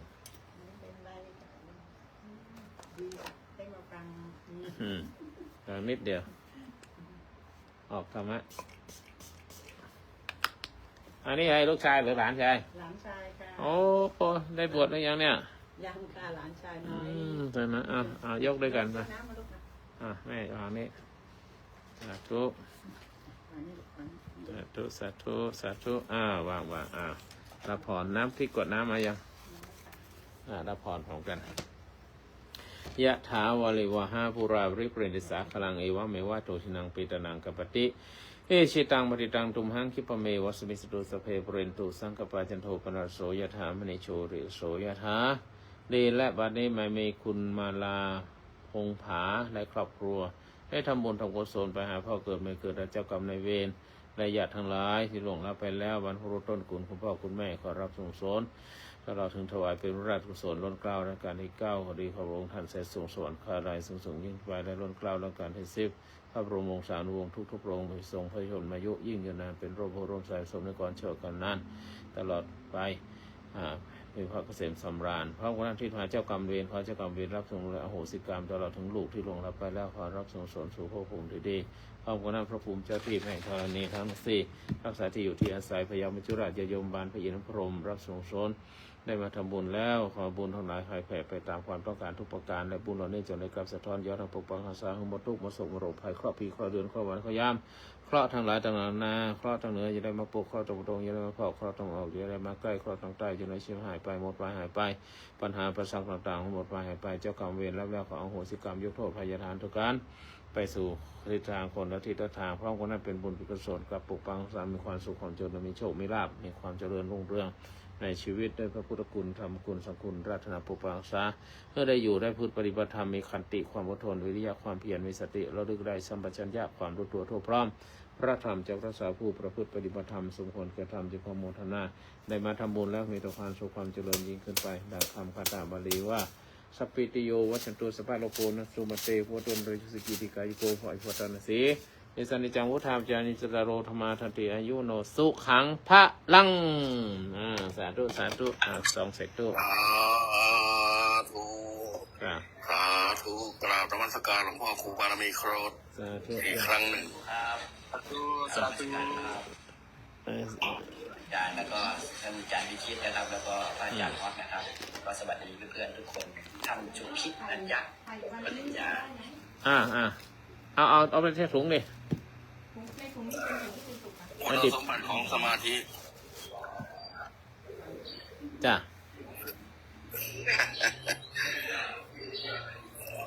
สาธุตั้งใจรับพรเด้อโยมตั้งใจรับพรเด้อตั้งอกตั้งใจรับพรเด้อในขณะที่ใช้สมาธิแบบพื้นฐานธรรมชาติเลยตั้งใจรับพรนั่นน่ะสมาธิจิตมันมุ่งมั่นตั้งใจอยู่กับ การรับพร คนให้ก็ตั้งใจ คนรับก็ตั้งใจ ได้สมาธิเป็นแรงผลักดันให้ผู้ที่ล่วงรับไปแล้วเนี่ย ถ้าไม่เหลือบาปหวานแรงแห่งแรงกรรมนี่ก็รับง่ายเลย แต่ถ้าเกิดว่ายังลำบากอยู่ไม่สามารถรับได้มันก็เป็นรอยเท้งเต้งเป็นกล่อง แก้ว กล่องทางบุญที่รอเวลาแก้ว แต่ถ้าพบผู้ที่ดีๆเนี่ยป๊าบอนุโมทนาสาธุอย่างเมื่อกี้ไม่ต้องลงทุนเลยอนุโมทนาป๊าบเรียบร้อยตายแล้วไม่น่าทำไมอิ่มตั้งแต่เช้าเลยเนี่ยแต่พอหลวงพ่อพูดว่าวันนี้เบาหวาน150นะเอาสาธุเอาให้ไม่เอาอย่าไปสาธุนะ150นะตั้งจิตตั้งใจตั้งไว้ให้ดีใช้กับชีวิตประจำวันก็ใช้ได้หมดอะไรบ้างเอาก่อนเด็กนักเรียนก็ตั้งใจเรียนตั้งใจทำงานตั้งใจสารพัดทหารตำรวจพยาบาลแพทย์เป็นต้นเนี่ยเขาเรียกว่าผู้ที่มีความมุ่งมั่นมีความมุ่งมั่นในระดับหนึ่งและถ้ามุ่งมั่นระดับสูงขึ้นไปก็เป็นเรื่องของสมาธิ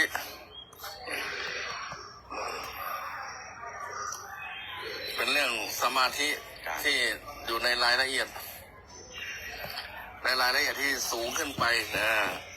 เพื่ออะไรก็เอาไว้กำจัดสิ่งเร้าสิ่งกวนในขณะที่ฝึกเนี่ยเพื่อกำจัดสิ่งเร้าสิ่งกวนคุณสมบัติของเขาก็คือเมื่อถึงระดับที่ฝึกฝนดีๆแล้วก็เอาไว้สำหรับแก้วเรียกว่าระงับสิ่งเร้าสิ่งกวนอาจารย์หานมีทั้งความหื่นกระหายความเครียดชังเครียดแค้นชิงชังความท้อถอยความวุ่นวายสับสนในใจรวมทั้งความสงสัยที่ไม่รู้จักสิ้นเนี่ยไอเดียมันเป็นสิ่งที่ก่อกวนเพื่อให้เราเนี่ยวุ่นวายกับมันแต่สมาธิเนี่ยมีคุณสมบัติคือบรรเทาก็ได้แก้ก็ได้เนี่ยฉันหารดิโรคเบาแต่เป็นโรคน่ารำคาญเช่นโรคคันอะไรนี้เป็นต้นนิวรณ์ก็เหมือนโรคคันส่วนสมาธิที่ได้คุณภาพแล้วมีคุณสมบัติคือกำจัดความคันได้ชั่วคราวก็คือไม่คันแล้วเราก็สามารถดำเนินการอะไรต่อไปได้จะเป็นวิปัสสนาจะเป็นอะไรก็ได้เนี่ยเป็นต้นวันนั้นคุณสมบัติก็คือกำจัดสิ่งรบกวนที่มันจะมาทำลายความตั้งใจอะไรบางอย่างตั้งใจจะไม่ผุดไม่เกิดตั้งใจจะไม่มีตัวไม่มีตนตั้งใจที่จะไม่ยึดไม่ถืออะไรเป็นต้นน่าจะประมาณนั้นมั้งคุณสมบัติเอาไว้ช่วยงานตั้งใจรับพรเป็นอะไรร้อนใช่ไหมล่ะพัดแบบเก็บเขย่ายากิน ตั้งใจเขย่านะตั้งใจสอดเข็มนะตั้งใจเล่นTikTokนะตั้งใจเล่นนะตั้งใจไปทางไหนตั้งใจในห้องธรรมะนะตั้งไปห้องธรรมะสไลด์ไปร้องเพลงไปดูประโยชน์ไปดูการแพทย์ได้หมดแหละได้หมดเพราะนั้นคุณสมบัติสมาธิคือทำให้เกิดความตั้งใจในขณะนั้นๆเพื่อให้เป็นประโยชน์กับตนเองแต่สมาธิที่ตั้งใจแล้วอาจจะเกิดโทษได้เช่นตั้งใจจะไปขโมยต้นไม้ของแก้วการเกษตรขโมยตังแม่วาดหรือไม่ก็ไปขโมยตะกรุดอาจารย์ฮอตหรือก็ไปโกงไปฉุดฆ่าอนาจารเนี่ยตั้งใจแล้วตั้งใจใช่ไหมตั้งใจฝ่ายร้ายถามว่าตั้งใจแล้วมันสำเร็จไหมโอ้ยก็เหมือนกันแหละอย่างโจรนะมันตั้งใจจะไม่ปล้นมันก็ใช้งานได้คือมันจดจ่อไปที่ในการเป้าหมายทรัพย์อะไรอย่างนี้เป็นต้นเขาเลยเรียกว่ามิจฉาสมาธิฝ่ายอกุศลเกิดเป็นสมาธิพื้นๆเป็นต้นสิ่งอื่นที่จะพูดไม่มีแล้วไม่มีเรื่องโม้แล้วครับจบข่าวจำได้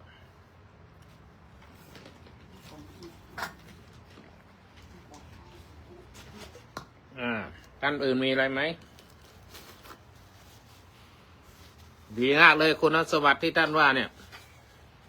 เป็นสิ่งที่ดีมากเลยโอ้ท่านได้ให้ธรรมะดีมากเลยเช้านี้ท่านพิชิตเนี่ยสมกับการพิชิตชัยชนะแห่ง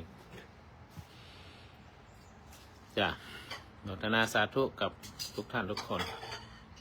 โอ้ไม่ได้ให้ดอกไม้นี่ขนาดยังไม่ให้ดอกไม้ท่านพูดดีขนาดนี้นะขอบคุณมากครับพระอาจารย์ที่ได้ให้ความหมายดีมากสงสัยคนจะขึ้นมาฟังเดี๋ยวขอพูดต่ออีกเรคคอร์เดอร์วันไหนขออีก2-3 นาทีเมื่อกี้ยังไม่เข้าถึงแก่นของคุณสมบัติสมาธิพอดีไปพูดเรื่องธรรมนาวาก็ขอถวายความเคารพอีกครั้งหนึ่งอาจารย์อันนี้เอา2 ช็อตก็ถวายความเคารพและนับถือท่านอาจารย์พิจิตรท่านพระอาจารย์พิจิตรและพระอาจารย์ฮอดเจริญพรความในธรรมเกี่ยวกับการเกษตรได้คุณวาสนาคุณจุกคิดได้คุณที่อยู่ข้างล่างหลายท่านหลายคนน่าจะมีมณินทรด้วยนะเรคคอร์ดเมื่อกี้คือสมาธิเนี่ยเราได้ขึ้นต้นของคุณสมบัติของสมาธิก็สมาธิเนี่ยเป็นฐานที่มั่นของจิตทำให้มีปัญญาเกิดขึ้นได้นำไปสู่ความหลุดพ้นก็ได้หลุดพ้นจากอะไรจากความทุกข์เพราะฉะนั้นคุณสมบัติของสมาธิคืออะไรสมาธิเราก็รู้เลยว่าความตั้งมั่นของจิตในอารมณ์เดียวถ้ามีสมาธิก็คือจิตที่มีอารมณ์เดียวคือไม่วอกแวกไม่ฟุ้งซ่านมีอารมณ์เดียวเมื่อจิตมีสมาธิก็จะเกิดคุณสมบัติ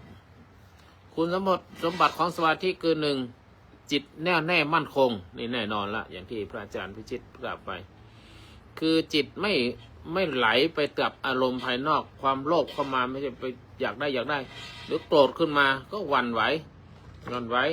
ตามเสียงที่เขาด่ามานะตามสถานการณ์ต่างๆอันนี้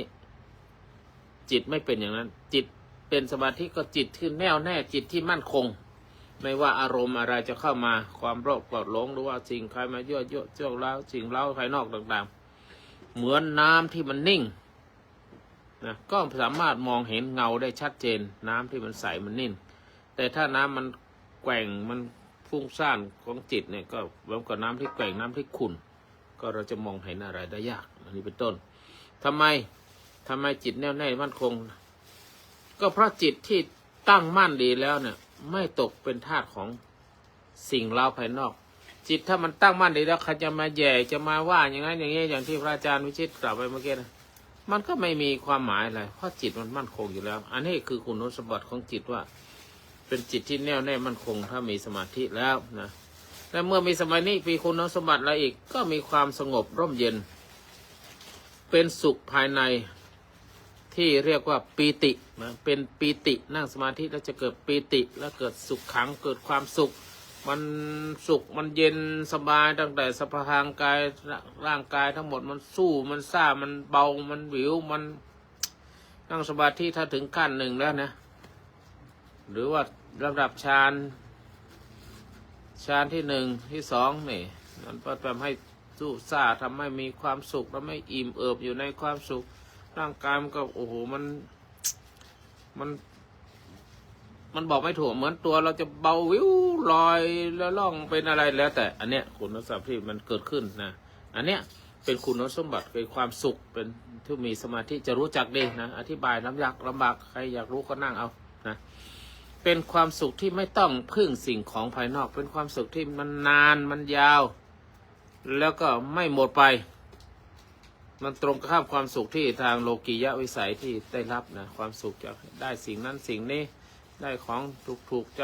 มันก็มีชั่วครั้งชั่วคราวเดียวดาวแต่ความสุขในสมาธิเป็นความสุขที่นานนะ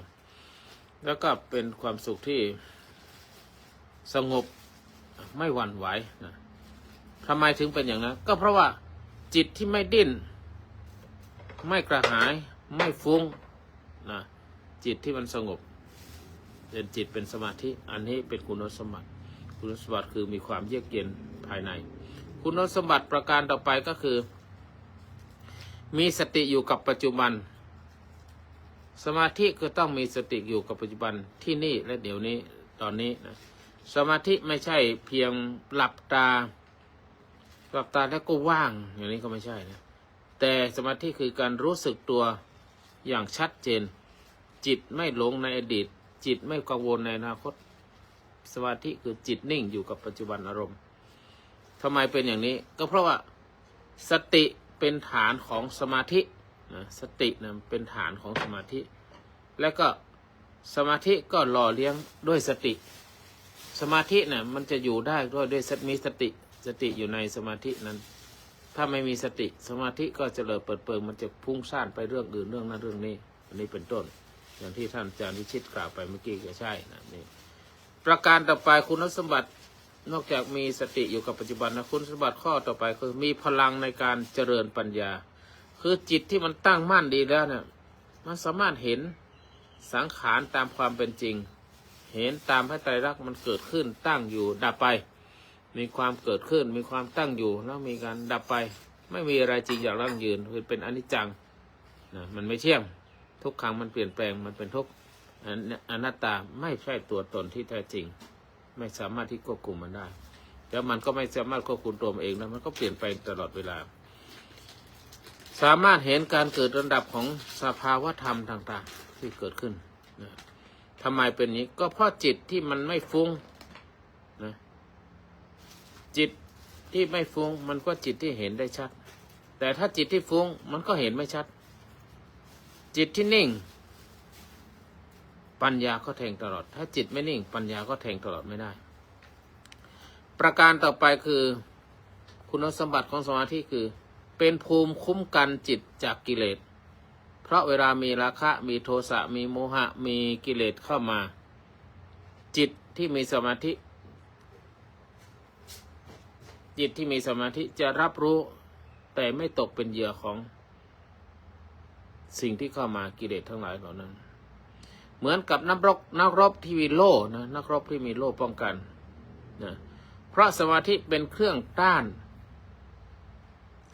แรงปรุงแต่งอะไรก็ตามที่ปรุงแต่งเป็นโกรธเป็นโลภเป็นหลงเป็นอะไรต่างๆเนี่ยสมาธิก็สามารถที่จะต้านมันได้อย่างนี้เป็นต้นเพราะฉะนั้นสมาธิเป็นภูมิคุ้มกันจิตจากกิเลสทั้งหลายทั้งปวงอันนี้เป็นคุณสมบัติอันที่5ประการที่6คือนำไปสู่ฌานและวิปัสสนาได้ในสมาธิฌานในที่นี้ก็คือภาวะจิตที่สงบขั้นสูงขึ้นไปนะหรือญาณคุณสมบัติสมาธิก็อีกข้อหนึ่งนอกจากฌานก็จิตสงบสูงแล้วยังมีฌานยังมีญาณอีกญาณคือการอย่างรู้หรือการรู้เห็นตามความเป็นจริงเพราะฉะนั้นผู้มีสมาธิย่อมเข้าสู่การเจริญทางสมถะและวิปัสสนาได้อย่างมั่นคงถ้าอย่างมั่นคงนั่นก็คือสมาธินะเป็นคุณสมบัตินำไปสู่ฌานก็ได้แล้วจากได้ฌานแล้วก็ให้พิจารณาให้ไตรลักษณ์พิจารณาการเกิดดับของรูปของนามก็จะทำให้เกิดญาณอย่างรู้นี่เป็นต้นสรุปในที่นี้ก็คือว่าคุณสมบัติของสมาธิคืออะไรก็คือจิตมั่นคงไม่หวั่นไหวมีพลังไม่หลงมีความสงบสุขรู้เท่ารู้ทันและพร้อมที่จะเห็นตามความเป็นจริงพร้อมที่เห็นความเป็นจริงเป็นอย่างไรเพราะฉะนั้นหมายความว่าเพราะจิตเป็นรากฐานของการกระทำทั้งหมดเพราะสิ่งทั้งหลายที่เราทำเนี่ยจิตทั้งนั้นเป็นผู้ที่บงการจิตเป็นนายกายเป็นบ่าวถ้าจิตตั้งมั่นดีแล้วโลกทั้งโลกก็สงบสำหรับเราถ้าจิตไม่ตั้งมั่นเนี่ยจะอยู่ที่ไหนแม้อยู่ในป่าช้ามันก็วุ่นวาย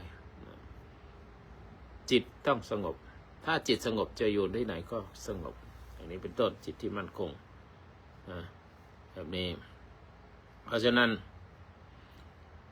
จึงขอโมทนาสาธุการกับท่านทั้งหลายเดี๋ยวแถมท้ายคำกลอนอีกว่าจิตที่มั่นดังภูผากลางพายุไม่รับรู้สิ่งใดยั่วให้หวั่นไหวสุขสงบเย็นเยือกและเบาใจ เพราะภายในไม่ไหลตามสิ่งเราเห็นความจริงทุกสิ่งไม่จีรังใจไม่หวังไม่หลงไม่โง่เขลาสมาธิ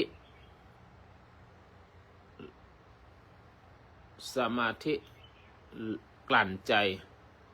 ให้เบาๆเป็นทางเก่าที่พาพ้นความมืดมนเพราะฉะนั้นขอท่านทั้งหลายได้ฝึกสมาธิทีละขั้นสำหรับผู้เริ่มต้นขั้นที่หนึ่งก็คืออยู่กับลมหายใจสัก5 นาทีหายใจเข้าก็รู้สึกว่าหายใจเข้าหายใจออกก็รู้สึกว่าหายใจออกแค่รู้ว่าหายใจอยู่ตอนนี้หายใจอยู่แต่ค่อยรู้เราหายใจอยู่เท่านั้นแหละให้ท่านทั้งหลายจะได้มีสมาธิก็เป็นการฝึกจิตหยุดความฟุ้งซ่านเอาจิตมาอยู่ที่ลมหายใจเข้ารู้ว่าหายใจเข้า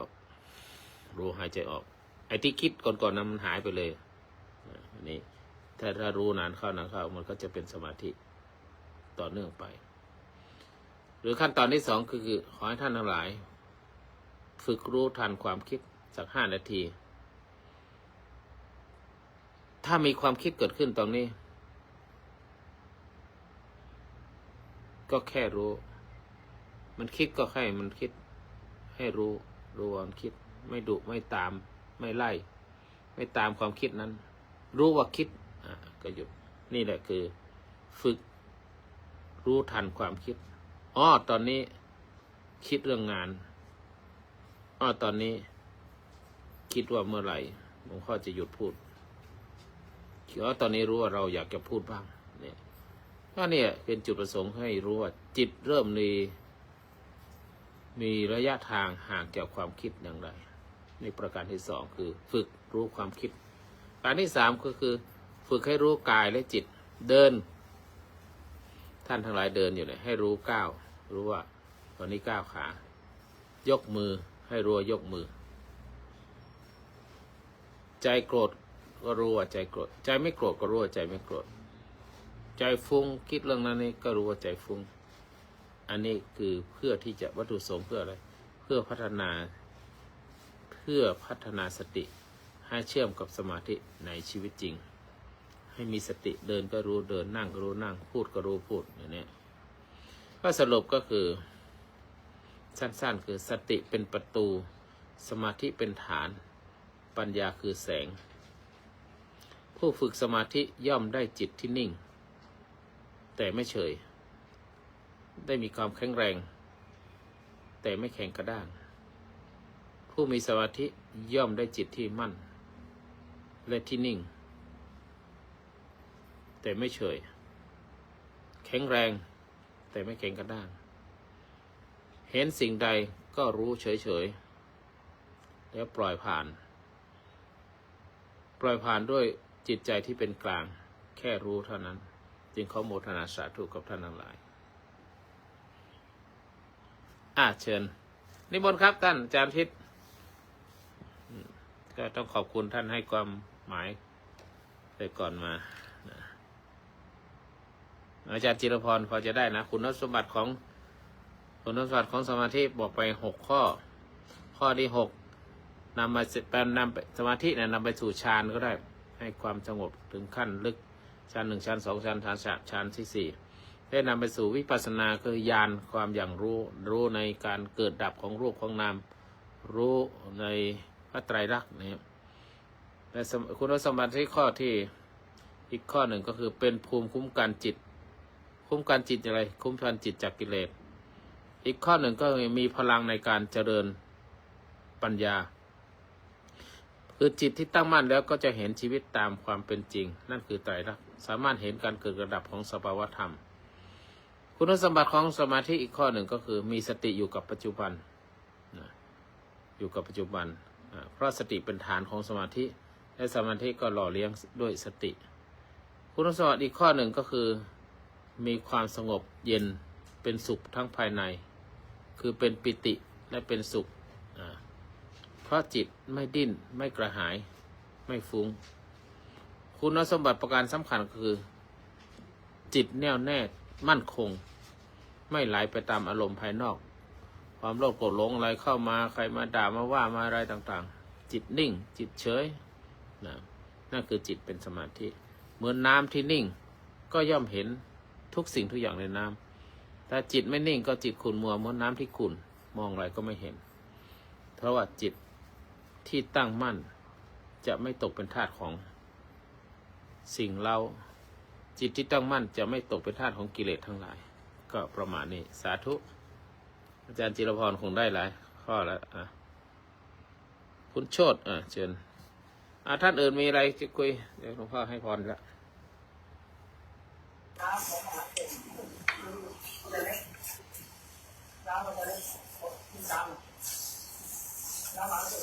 ใครไม่พูดแล้วมาพูดนี่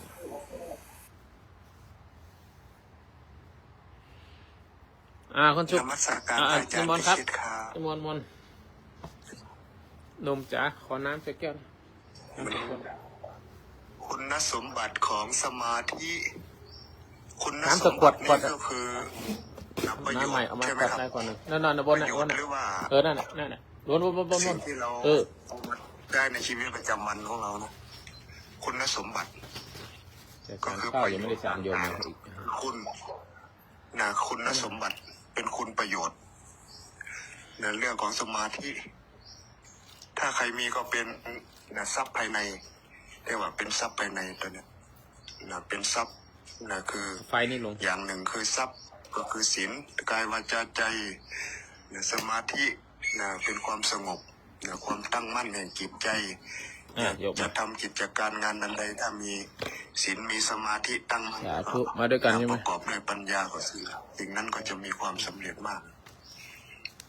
สาธุอนุโมทนาสาธุครับนมัสการหลวงพ่อครับเพิ่งบิณฑบาตกลับมาครับหลวงพ่อครับ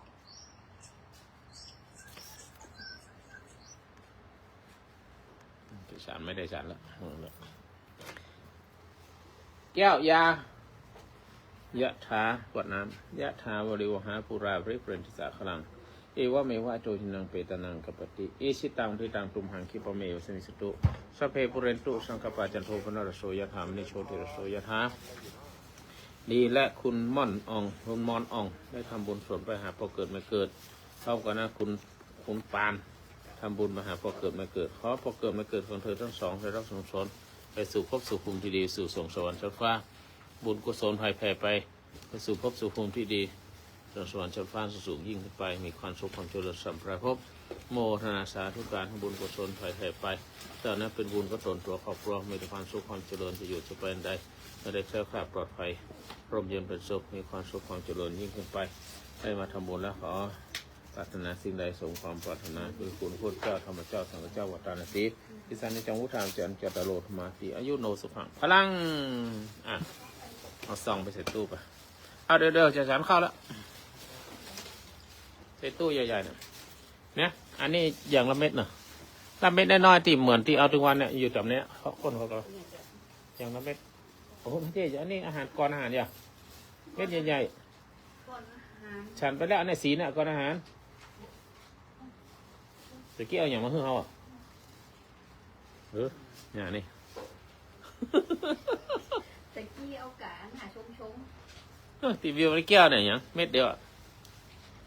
อันนั้นใจละอันนั้นก่อนอาหารอันเม็ดใหญ่ๆเนี่ยเม็ดใหญ่ๆเนี่ยบวมๆเนี่ยเนี่ยดุมเนี่ย1 เม็ดแล้วก็เม็ดน้อยๆยาวๆกับเม็ดกลมๆไหนพ่ออันนี้ก็แม่นอันนี้หลังเข้าแรงหลังอาหารเย็นเม็ดน้อยๆมีแต่นั่นมีก่อนมันมีนักแล้วนะไหนนี่ก่อนตีแบนๆยาวๆนั่นเดี๋ยวต้องไปซื้อมันไหนเนี่ยอันนี้ๆเดี๋ยวเม็ดเดียว เม็ดแล้วเดี๋ยวไปซื้อเอาแผ่นนั้นไปซื้อ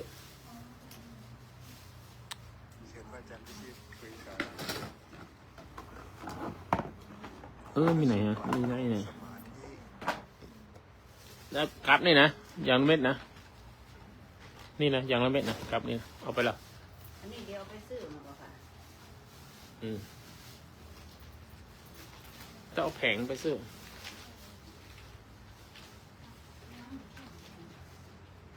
มันอยู่ในข้างบน เอากี่แผงอ่ะ สองสามแผงพูดจักเอาแผงมันไปนะมันจะเอาไพ่นี่ไปนะ แผงนั่นไหมนี่ เออ แผงยา มันมีสองอย่างนะอันนี้เม็ดยาวเม็ดกลมอันนี้ เม็ดยาวซิลิ เม็ดยาวอันนี้ยาลูกหมากถ้าเม็ดกลมนั่นยาความดัน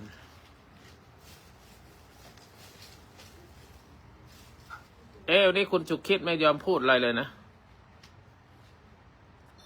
อะไร เมียควบคุมอยู่สงสัยเมียควบคุมอยู่ กลัวใครจะมาจีบเมียหรือเปล่าเนี่ยต้องคุมถึงขนาดนั้นเลยเหรอ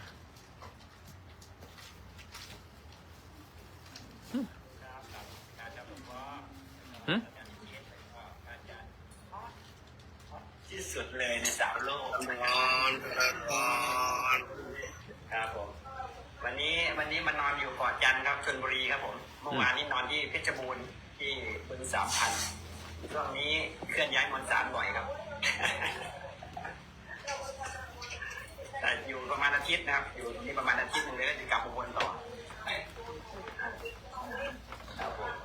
สาธุครับ สมาธิดีก็ดีแล้วครับ การมีสมาธิก็ถือว่าเป็นการมีสติการฝึกสมาธิการฝึกสตินั่นแหละถ้าเรามีสติดีรู้ตัวทั่วพร้อมรู้เท่าทันรู้เท่าทันเหตุการณ์นั่นก็จะทำให้สามารถที่จะ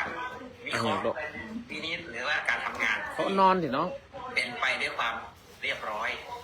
แล้วก็เขาเรียกว่าการวางแผนการทำสมาธิการมีสตินี่คือการวางแผนไว้ก่อนบางทีเราทบทวนไว้ก่อนนะครับ มาเอายังไม่เขียน สมาธิแบบนี้ก็จะทำให้ทำงานได้อย่างแบบว่าไม่มีติดขัดไม่มีติดข้องนะครับ แล้วหน้าไป เหตุอะไรเข้ามาก็สามารถที่จะคิดวิเคราะห์สามารถแก้ไขปัญหาได้อย่างทันท่วงทีนะครับ คนละคนละ ถ้าเราขาดสติขาดสมาธิก็จะทำให้การทำงานค่อนข้างจะติดขัดนิดนึงนะครับติดขัดนิดนึง ยะถาวริวหาปุราปริเรนตสาคลังเอวะเมวะโจหินังเปตนังกัปปติอิชิตังทิตังตุมหังคิปะเมวะสมิสดุสเพปุเรนตุสังคปาจันโทพนารโสยะถาเมโชติรโสยะถาดีและวัดนี้ไม่คุณเกินเจนจิลาตะวิกได้ตะวิกะได้ทำบุญตะวิกามีสาระเลย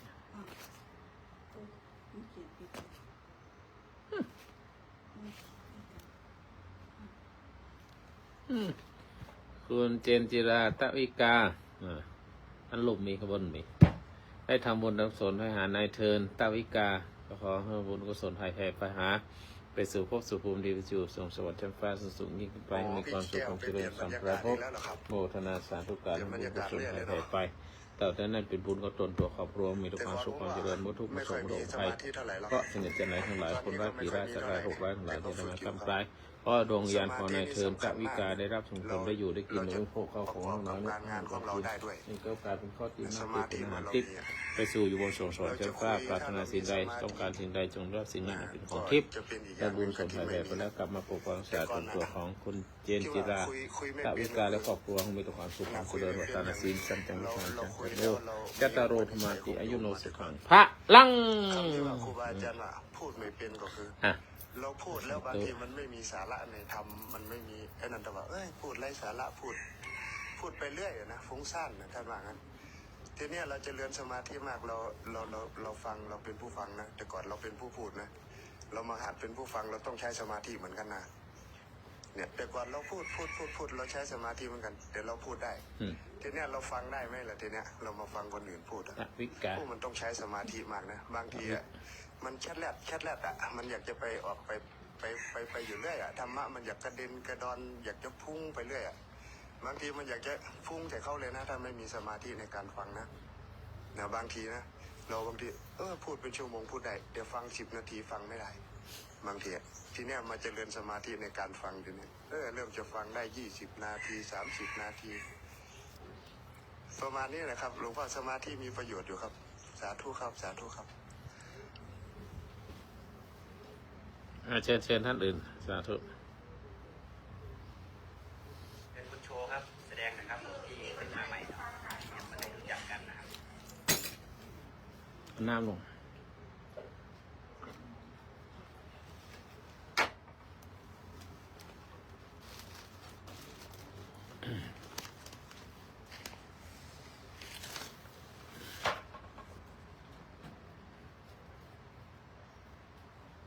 มาอู้กันฮะอู้ได้ฉันข้าวแล้ว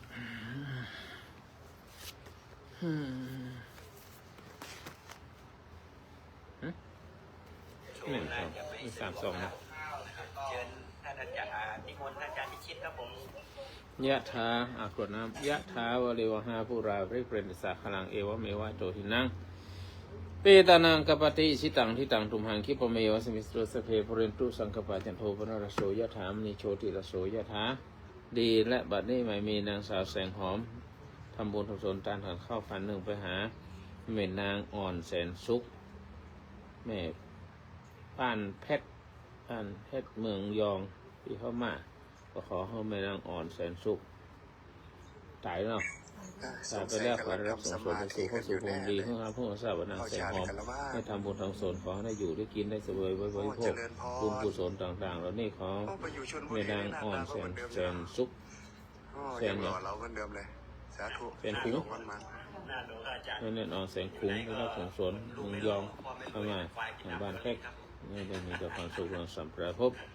และนางแสงหอมยังอุทิศไปหาก่อนาย ต้มยำควร เผาล่าพนานเผาล่าเมืองยองพระเดชพระมาให้รับส่งสู่เข้าสู่ภูมิดีส่งสวรรค์ชนฟ้าด้วยกันเขานี่ไม่ได้อยู่ได้กินได้สวยบริโภคและนางพิมพ์น้อยยังพึ่งหาก่อใจน้อยขอให้ก่อให้รับส่งสนไปสู่เข้าสู่ภูมิดีอยู่ได้กินบริโภคขอบุญกุศลเหล่านี้เข้าของนี่กลับกลายเป็นข้าวติบน้ำติบเป็นอาหารติบแก่เขาเจ้าทั้งหลายให้สู่เข้าสู่ภูมิดีสู่ส่งสวรรค์ชนฟ้าสู่สูงยิ่งขึ้นไปแม้นยังต้องการสิ่งใดปรารถนาสิ่งใดขอได้รับสิ่งนั้นอันเป็นของทิพย์กลับกลายเป็นของทิพย์ได้อยู่ได้สวยด้วยโลกเป็นของทิพย์อยู่สูงสวรรค์ฟ้าสูงยิ่งขึ้นไปไม่มีความสุขความเจริญสัมปรายภพโมทนาสาธุการบุญกุศลภายไป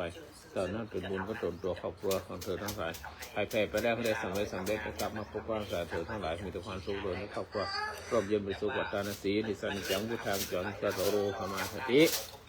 ยุกโนสุขังพลังต้องลอง2 คนอยู่มาก็จะกินข้าวคนนี้ก็เนาะใส่ตู้ใส่ตู้หมดอันนี้อย่างต่ำหนุนไม่เป็นไร คือต้นสดเลยงานบางที่ไม่มีแบบไม่มีแผนนะครับไม่มีแผนอย่างเช่นงานของพ่อเนี่ยก็ไม่มีแบบไม่มีแผนนะใช้งานที่อยู่ในหัวโดยเฉพาะเลยออกมาแล้วก็ดูสภาพพื้นที่ว่าจะจัดแบบไหนครับแต่ถ้างานที่มีแบบมีแผนก็คือการวางแผนก่อนมันก็จะดำเนินไปตามแผนที่เรามีไว้ที่เราวางไว้นะครับว่าเรามีแบบเราเขียนแบบเรียบร้อยว่าเราจะลงต้นไม้ตรงไหนเราจะลงน้ำตกน้ำพุศาลาระเบียงกระเรียนตรงไหนเราก็จะสามารถที่จะทำงานตามแบบนั้นได้แต่ถ้าเป็นงานต้นสดก็คือต้องไปต้นเดาข้างหน้าเลยคืองานหรือต้นไม้เราก็ไม่รู้ว่าเราจะได้ต้นไม้อะไรขึ้นอยู่กับเจ้าของบ้านแล้วเราก็เป็นหน้าที่จัดให้มันสวยงามตรงตามประมาณนี้ครับ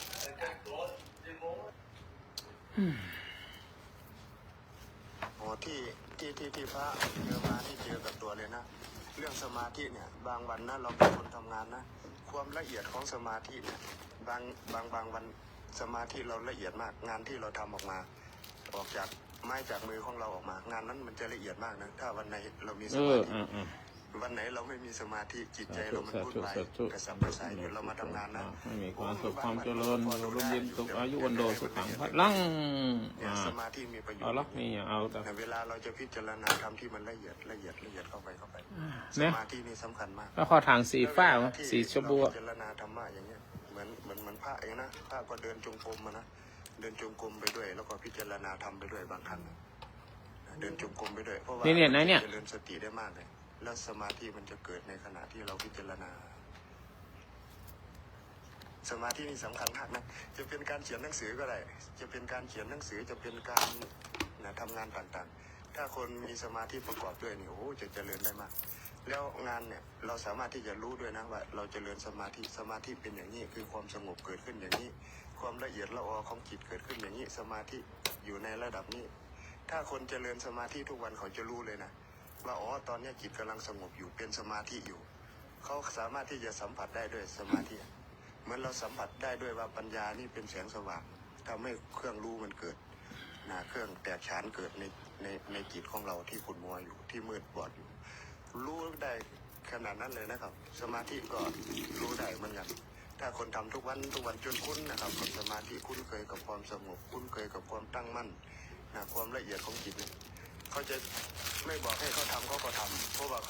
ขาจะชอบแล้วเริ่มจะมีสมาธิถี่คือความเห็นชอบแล้วเขาจะชอบที่จะทำแล้วทีนี้ชอบที่จะปฏิบัติแล้ว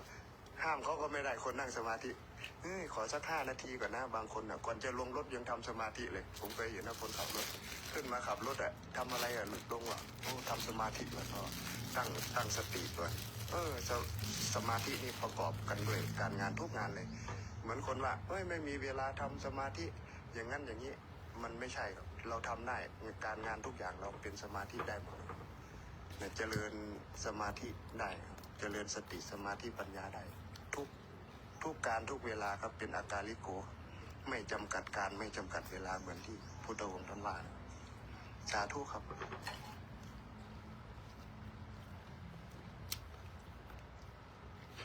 ลินทอนครับขึ้นมาแล้วก็เอาซะหน่อยครับผมแอดมินห้อง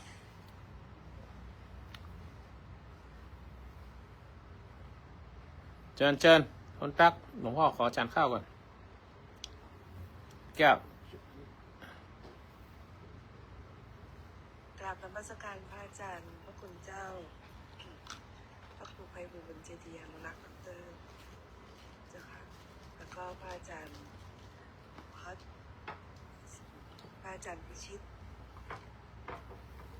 กัลยาณมิตรทุกท่านนะคะวันนี้พูดเรื่องสมาธิ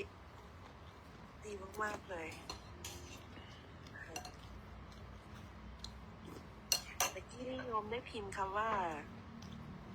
อนิยโตลงไปก่อนหน้านี้ประมาณสัก1 นาทีได้โยมก็ได้เพิ่งไปรู้ความหมายของคำว่านิยโตกับอนิยโตซึ่งไม่เคยได้ยินมาก่อนทีนี้เดี๋ยวค่อยให้พระอาจารย์ไขในข้อความหมายนี้ซึ่งก็เกี่ยวข้องกับเรื่องของสมาธิสมาธินี่หมายถึงอะไรในทางพระพุทธศาสนาพระอาจารย์ก็ได้กล่าวไปแล้วนะคะก็คือการสำรวมจิตใจให้แน่วแน่เพื่อให้จิตใจสงบหรือเพื่อให้เกิดปัญญาการเห็นแจ้งซึ่งในทางพระพุทธศาสนาเนี่ยเราจำเป็นที่จะต้องมีสมาธินะคะถ้าเราย้อนไปในสมัยพุทธกาลก่อนที่องค์สมเด็จพระสัมมาสัมพุทธเจ้าท่านจะสำเร็จสัมมาสัมโพธิญาณท่านก็ได้รู้ในวิชาต่างๆเกี่ยวกับการทำสมาธิมาก่อนแล้วท่านก็ได้มาตั้งแต่ตอนที่ท่านเป็นเด็กด้วยซ้ำนะคะถ้าได้ไปอ่านพุทธประวัตินะคะก็จะเห็นว่าท่านเนี่ยไปนั่งสมาธิอยู่ใต้ไอ้ต้นอะไรสักอย่างตอนประมาณอายุ6 ขวบก็จะเห็นว่าท่านมีสมาธิแน่วแน่อยู่แล้วนะคะเพราะว่าการที่จะมีเข้าฌานใดๆได้หรือว่าความตั้งมั่นใดๆได้เนี่ยสมาธิต้องแนบแน่นนะคะซึ่งที่นิยมก็จะไม่ไปพูดถึงเรื่องนั้นมากนะคะเอาเป็นว่าสมาธิในปุถุชนคนธรรมดาแบบเราเนี่ยก็คือว่าตั้งแต่เช้าจดเย็นจนค่ำจนเข้านอนเราสามารถสังเกตตัวเราเองได้ว่าเรามีสมาธิมากน้อยเพียงใดไม่ต้องไปพูดถึงเรื่องฌานเรื่องอะไรเลยนะคะหรือระดับอะไรเลยเหตุผลเพราะอะไรเพราะโยมก็ไม่รู้หรอกว่าความแนบแน่นมันวัดสเกลไม่ได้นะคะแต่ว่าเราสามารถพิจารณาได้จากงานที่เราทำและความตั้งมั่นแน่วแน่ในการแก้ไขปัญหาผู้ที่มีระดับของสมาธิที่ยังไม่แน่วแน่เนี่ยนะคะหรือยังเป็นเบบีอยู่อย่างเงี้ยก็สมาธิของลักษณะก็คือจะเหมือนกระโดดนะคะความคิดจะเหมือนกระโดดไปกระโดดมาคิดเรื่องนี้สักพักก็ไปคิดเรื่องนู้นดูได้จากตรงไหนก็ดูได้จากการที่พูดจาอย่างเงี้ยค่ะพอคุยเรื่องนี้เสร็จก็ไปอีกเรื่องนึงก็ไปเรื่องนี้ยังไม่จบเลยไปเรื่องอื่นแล้วซึ่งเมื่อก่อนโยมก็เป็นอย่างนี้ทำให้เพื่อนๆว่าโยมเนี่ยเป็นคนที่สมาธิสั้นแล้วโยมก็สังเกตว่านะตอนที่ตัวเองเนี่ยคุ คุยเรื่องนี้ยังกำลังคุยเรื่องนี้อยู่แต่ในใจมันก็ยังคิดเรื่องอื่นอยู่แล้วก็ยังคิดเป็นเรื่องอื่นอยู่สมาธิจดจ่ออยู่ต่อหน้ากำลังคุยกับเพื่อนเนี่ยมันหายไปตอนไหนก็ไม่รู้แต่มันมาอยู่ในใจแทนซึ่ง กระเทียมไม่ไหนอ่ะ ที่กำลังคุยกับตัวเอง แต่ว่าหันเนี่ย เรื่องอื่น ขายเตรียมมาแกะกระเทียมมาไว้ไหนมะเมื่อไหร่ก็ แต่พอเข้าใจในเรื่องของการ เห็นความเห็นในตรงเนี้ยก็เลยฝึกตัวเองนะคะ จำนี่มี ฝึ เนาะ กตัวเองโดยการมีสมาธิในชีวิตประจำวัน เช่น งานในบ้านอย่างเงี้ยค่ะอาจารย์งานในบ้านการล้างจานโยมเมื่อก่อนโยมก็ไม่ค่อยได้เข้าใจในการฝึกอะไรมากมายนะคะแต่พอมาใช้ในชีวิตประจำวันคือมันสามารถจัดการเรื่องงานข้างทางได้โยมไม่ใช่คนที่จะขยันอะไรมากมายเลยแม้กระทั่งการล้างห้องน้ำหรือการล้างจานการทำความสะอาดบ้านเนี่ยก็ทำตามที่ใจตัวเองต้องการที่จะทำนะไม่สามารถบังคับได้ก็คือทำตามใจฉันเมื่อฉันมีเวลาว่างมันก็เลยมีบางอย่างที่มันค้างอยู่อีกกองขยะที่ยังกองอยู่ทั้งที่ใจก็บอกว่าเดี๋ยวเราจะมาทำนะแต่ว่าก็ยังไม่ได้ทำก็คิดอยู่อย่างนั้นแหละเห็นเป็นเดือนแล้วไอ้ชิ้นนี้บางทีมันก็อยู่เป็นปีนะมันก็ยังอยู่อย่างนั้นนะก็เลยว่าไอเราบอกไอตัวเองนี่บอกว่าเอ้าแล้วยังไงนี่ก็แสดงว่าไม่ได้มีสมาธิที่หรือมีความตั้งมั่นในใจจริงๆที่จะทำคือไม่ได้มีความตั้งมั่นจริงๆไม่ได้เอาจริงอ่ะแค่เอาหลอกแค่บอกตัวเองว่าเดี๋ยวค่อยทำเดี๋ยวค่อยทำคือความจดจ่อในงานที่จะทำอย่างต่อเนื่องนี้ไม่มีก็กลายเป็นว่าเราเห็นแล้วเราตัวเองเนี่ยเห็นแล้วว่าถ้าเป็นอย่างนี้ต่อไปนี่สงสัยจะลำบากแน่เพราะว่าลูกก็ดูอยู่ ก็เลยตั้งใจว่าถ้าเป็นอย่างนี้นะเราจะทำให้เสร็จไหนลองตั้งใจสิว่าวันนี้จะทำงานเนี่ยจะทำความสะอาดห้องนี้ให้เสร็จเลยจะเปลี่ยนผ้าปูที่นอนจะเปลี่ยนกวาดบ้านให้เสร็จคือถ้าเป็นเมื่อก่อนที่ก็จะมีการพักยกกันเป็นหลายวันนะไม่ใช่พักยกเป็นแค่ชั่วโมงนะคุณแก้วไม่ใช่แต่พอพักยกเป็นหลายวันนี้มันก็จะกลายเป็นอาทิตย์ไปเลยอย่างเงี้ยมันก็ยังไม่เสร็จสรุปก็คือเปลี่ยนได้แค่ผ้าปูที่นอนอย่างเดียวอย่างอื่นไม่ได้ทำมันก็ตลกดีนะเราก็บอกว่าป่าก็บอกว่าเลยเรามีสมาธินะใช่สมาธิในขณะที่เราตั้งใจสมาธินั่งสมาธิจริงๆมีแต่สมาธิในชีวิตประจำวันในการแก้ไขปัญหาต่างๆนะคะปัญหาชีวิตที่เรามีจริงๆเนี่ยอันเนี้ยไม่มีเพราะอะไรคือมันมีนั่นแหละไม่ใช่ว่ามันไม่มีนะมันมีเหมือนกันแต่การที่จะทำให้สมาธิเนี่ยเพื่อดึงสติเขาเอามาใช้ในเขาเรียกว่าอัตโนมัตินะคะคือสมาธิแบบออโต้หรือสติสัมปชัญญะแบบออโต้เนี่ยอันเนี้ยยากเพราะว่าจิตมันไม่ได้ตั้งมั่นนะคะจิตมันไม่ได้ตั้งมั่นทีนี้มามีคำว่าอนิยโตนิยโตบุคคลก็คือบุคคลผู้มีจิตตั้งมั่นแน่วแน่ไม่หวั่นไหวสั่นคลอนมีปลายทางที่ชัดเจนนะคะอนิยโตก็คือยังไม่ได้ตั้งมั่นนะคะยังมีความคลอนแคลนก็เป็นธรรมดาซึ่งเราทุกคนก็ถ้ายังไม่ได้เป็นโสดาบันก็ยังเป็นอนิยโตขอตัดสั้นลงมาแค่ตรงนี้ก็เลยทำความเข้าใจว่าไม่แปลกที่เราจะเป็นแบบนี้มากน้อยก็ไม่แปลกเพราะว่ามันก็ขึ้นอยู่กับความตั้งมั่นจิตใจของแต่ละคนใช่ไหมคะแก้ว ตั้งมั่นเสร็จที่นี้เนี่ยการที่เราจะระลึกรู้เนี่ยหรือว่าตัวสติในการตั้งใจที่จะทำเด็กๆมานี่สำเร็จสติ เด็กๆ ไม่เกิดขึ้นเลยหรือจะไม่มาพร้อ มาม นี่ เลยถ้าไม่มีสมาธิเพราะฉะนั้นการทำสมาธิเป็นเรื่องที่ต้องทำความเข้าใจนะคะว่ามันควรที่จะต้องมีเราดูได้จากงานที่เราทำ มานี่ นะเราจดจ่อจากงานที่ กินข้าวกันหรือยัง แล้ว มานี่ แม้กระทั่งปัญหา เอาถาดมา เกิดขึ้นปัญหาเรื่องง่ายๆอย่างเงี้ยค่ะเรามีสมาธิจดจ่อพอที่จะ เอาถาดมา สางปัญหานั้น ได้อย่า เอา ง แกงนี่ลงไป ต่อ ไปกิน เนื่องหรือไม่ แม้กระทั่งความโกรธควา เอา ม นี่ลงไปนั่งลง ความรัก กราบผ้าก่อน หรือความชอบที่เกิดขึ้นใน อืม ใจขณะนั้นสมมติว่ามีความรักเกิดขึ้นแล้วเนี่ย เอานี่ไปกิน ความรักมันดูอาจจะดูอันนี้ ลงไป แต่ เอา ว่าว างลงข้างล่างดิ ควมโกรธ เอาดิลงดิอัน ความโกรธเนี่ยมัน อืม มาเป็นระยะ ลงนี่ ไม่ได้อยู่ จะ นาน ชอบอะไรเอาไปกิน ความโกรธที่เกิดขึ้น เอาลงหมดเลยอะ แล้วถ้า ผม ไม่ เข้าใจแล้ มี ว สมาธิและสติตั้งมั่นความโกรธนั้น เอาไปล้าง จะเป็นตัวผลัก ล้างไว้ในโรงครัวนี่ ที่ทำ ตัว ให้ ข้าง กายและวาจาของเราอาจจะไปทำ ล้า ร้าง ย หมดเลย คนอื่นได้ หรืออาจจะไปทำลายผู้ที่ทำให้เราก่อ นี่ล้างครัวอยากกินอะไรเอาเลย ได้แต่ว่าใน เอาลงให้หมดเลย ที่เรามีสติตั้งมั่น ข้าวลง ในใจและพึงระลึกไว้อยู่หนึ่ง นี่อยากได้แล้วเอา ในขณะที่มีผู้อื่นนะคะ ไอ้นี่ลงเลยนี่ พูดหรือการกระ จะเอาอะไร ทำ ก็เอา ทำให้เราเนี่ยมีความโกรธ ยกไปหมดเลยถาดลงด้วยนะ แต่เมื่อมีสติเข้ามาด้วยสมาธิที่เราดึงไว้อยู่แล้วเนี่ย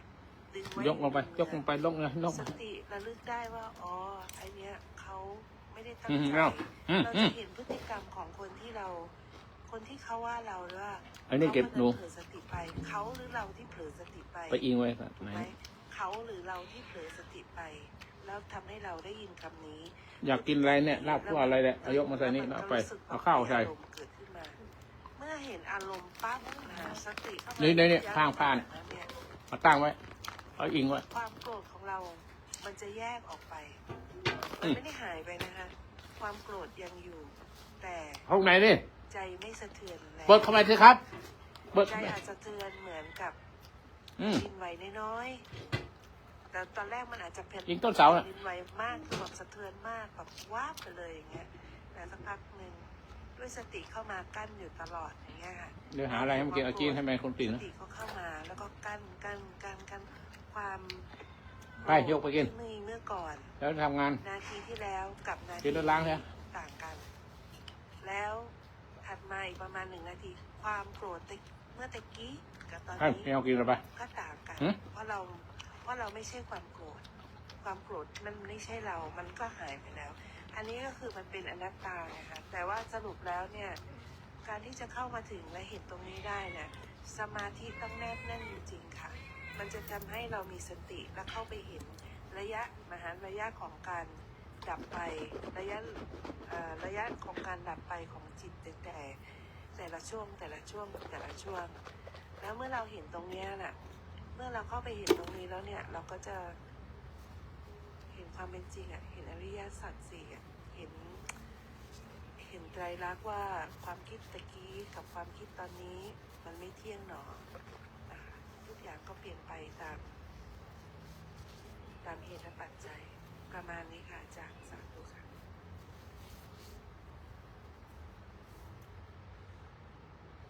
ะ สาธุคุณแก้วการเกษตร ฟังคุณ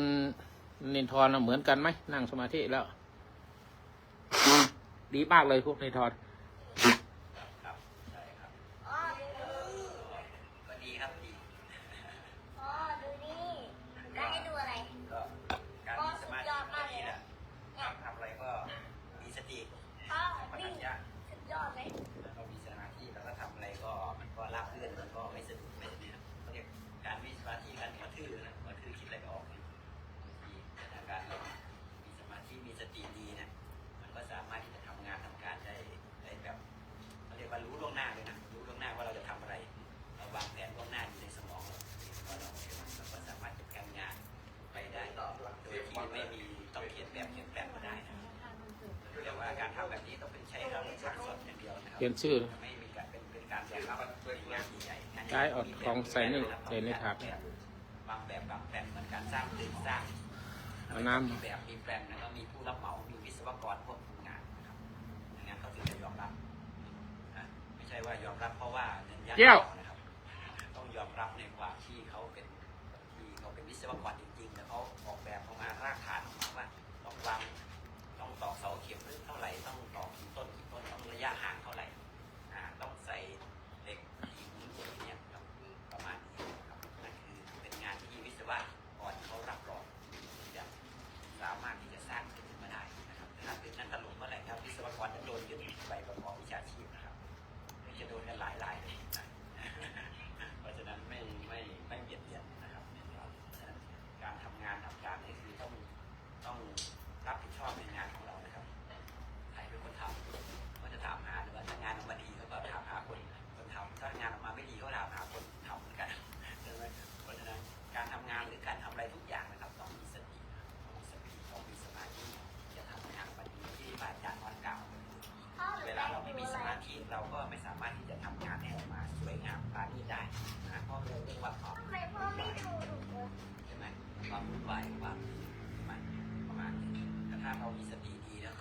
การทำงานออกไปงานศิลปะมันจะสวยงามแล้วก็อ่อนช้อยออกมาแบบงดงามงดงามในเรื่องของนักงดงามในท่ามกลางแล้วก็งดงามในการประมาณนั้นนั่นคือคุณสมบัติของสมาธิหรือการ น้ำมาก่อน สมาธิการของ ย้ายนี่มาไว้นี่ ทำให้สามารถเราทำอะไรได้อย่างเป็นปกติเรียบร้อยแบบสวยงามทางแบบทำแปลนนะครับส่วนใหญ่ไม่ค่อยสะดวกนะครับคนที่สะดวกในการขับรถก็ดีเนี่ยก็จะทำให้มีสถานที่ในการขับรถในการดูในการมองถนนการรุ่นเนี่ยครับคือเราก็จะรู้ว่าเราต้องเบรกเราต้องผ่อนสั้นผ่อนยาวตอนไหนเราต้องผ่อนตอนไหนเราต้องเร่งอัตราเร่งตอนไหนใช่ไหมใช่ไหมช่วงนี้เนี่ยคือต้องใช้สมาธิทั้งหมดเลยในการควบคุมนะครับควบคุมงานทุกอย่างจะสำเร็จได้นะครับด้วยสมาธิการสติแล้วก็การใส่ใจงานดูแลใส่ใจเข้าไปเขาเรียกว่าการใส่ใจถ้าเราไม่ใส่ใจในงานของเราครับงานของเราก็จะออกมาไม่ดีนะประมาณนั้นแหละทุกสิ่งทุกอย่างล้วนเกิดขึ้นที่ใจต้องใส่ใจนะครับต้องใส่ใจต้องเอาใจใส่ในงานของเราครับเดี๋ยวทั้งคู่ก็จะต้องไปทำงานแล้วนะครับเพราะฉะนั้นก็จะอยู่กับอาจารย์สักระยะหนึ่งนะครับเพราะว่าก็มีงานที่ต้องทำก็จะเป็นงานแลนด์สเคปนะครับการตกแต่งภายนอกของแก้วเกษตรก็วางแผนงานมาแล้ว3 ปีครับบ้านหลังนี้ออกแบบมาแล้ว3 ปีซึ่งเพิ่งจะเริ่มงานเมื่อวานนี้เป็นวันแรกนะครับก็จะค่อยดูกันนะครับว่าผลงานที่สร้างออกมาจะเป็นยังไงจะพอเอาได้ไหมพอเอาไปโชว์เอาไปก่อสร้างไว้ให้มันเป็นสมบัติของโลกนี้ได้ไหมเนาะเหมือนที่ขี้โม้ขี้คุยไว้ว่าแก้วเกษียณนี่เป็นคนที่สามารถเนรมิตเขาพระสุเมรุไกรลาภได้ครับสามารถทำงานศิลปะตกแต่งภายนอกได้เนี่ยมันทำได้จริงไหมนะครับ ชื่อนายอะไรชื่ออะไรชื่อ name ฮะ leaf what leaf leaf you still leaf from where US. oh very good how about Trump Bad. okay ยะถาวาริวหาปุราปริเปรเดสาคลังเอวะเมวะโจหินังเปตนังกัปปติอิสิตังปฏิตังตุมหังคิปะเมวะสมิสตุสัพเพปุเรนตุสังกปาจันโทปนรสโสยถามณิโชติรสโสยถาปัดนี้หมายมีคุณเป็นวันคล้ายวันเกิดของคุณไรปัญญตรินนินพัฒน์ได้มาทำบุญวันเกิดปัญญตรินนินพัฒน์ทำบุญวันเกิดมีมิสเตอร์ลีฟมาโมทนาร่วมกันในการทำบุญวันเกิดเขาเป็นบุญมหาพ่อเกิดไม่เกิด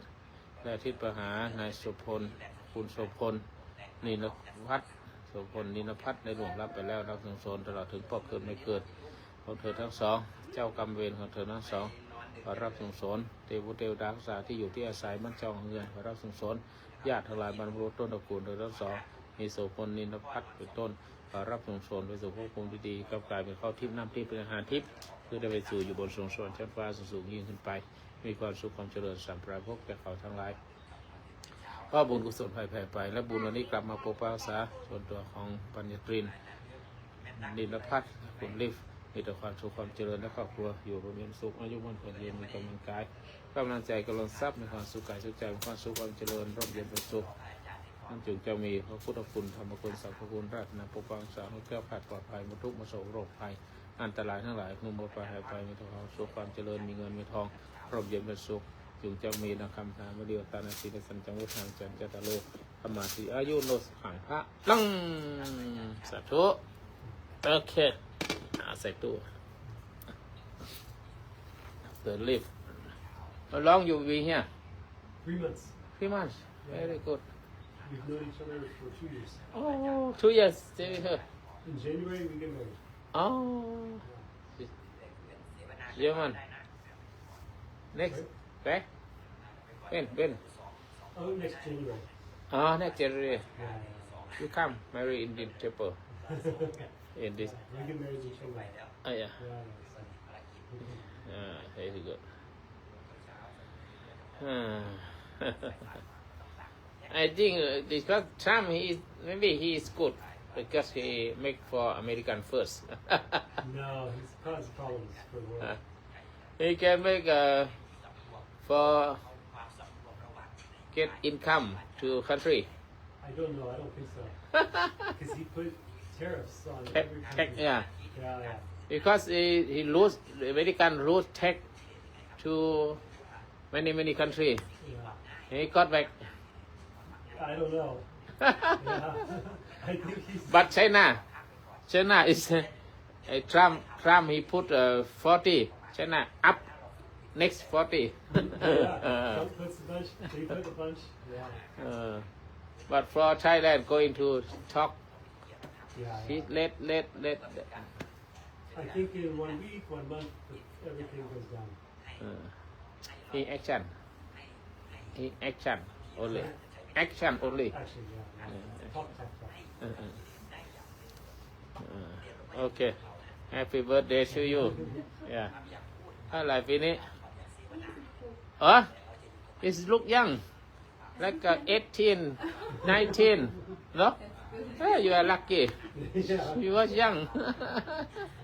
you get baby no Baby? hey coming Not yet. coming soon First marriage. coming soon okay take care Thank you. welcome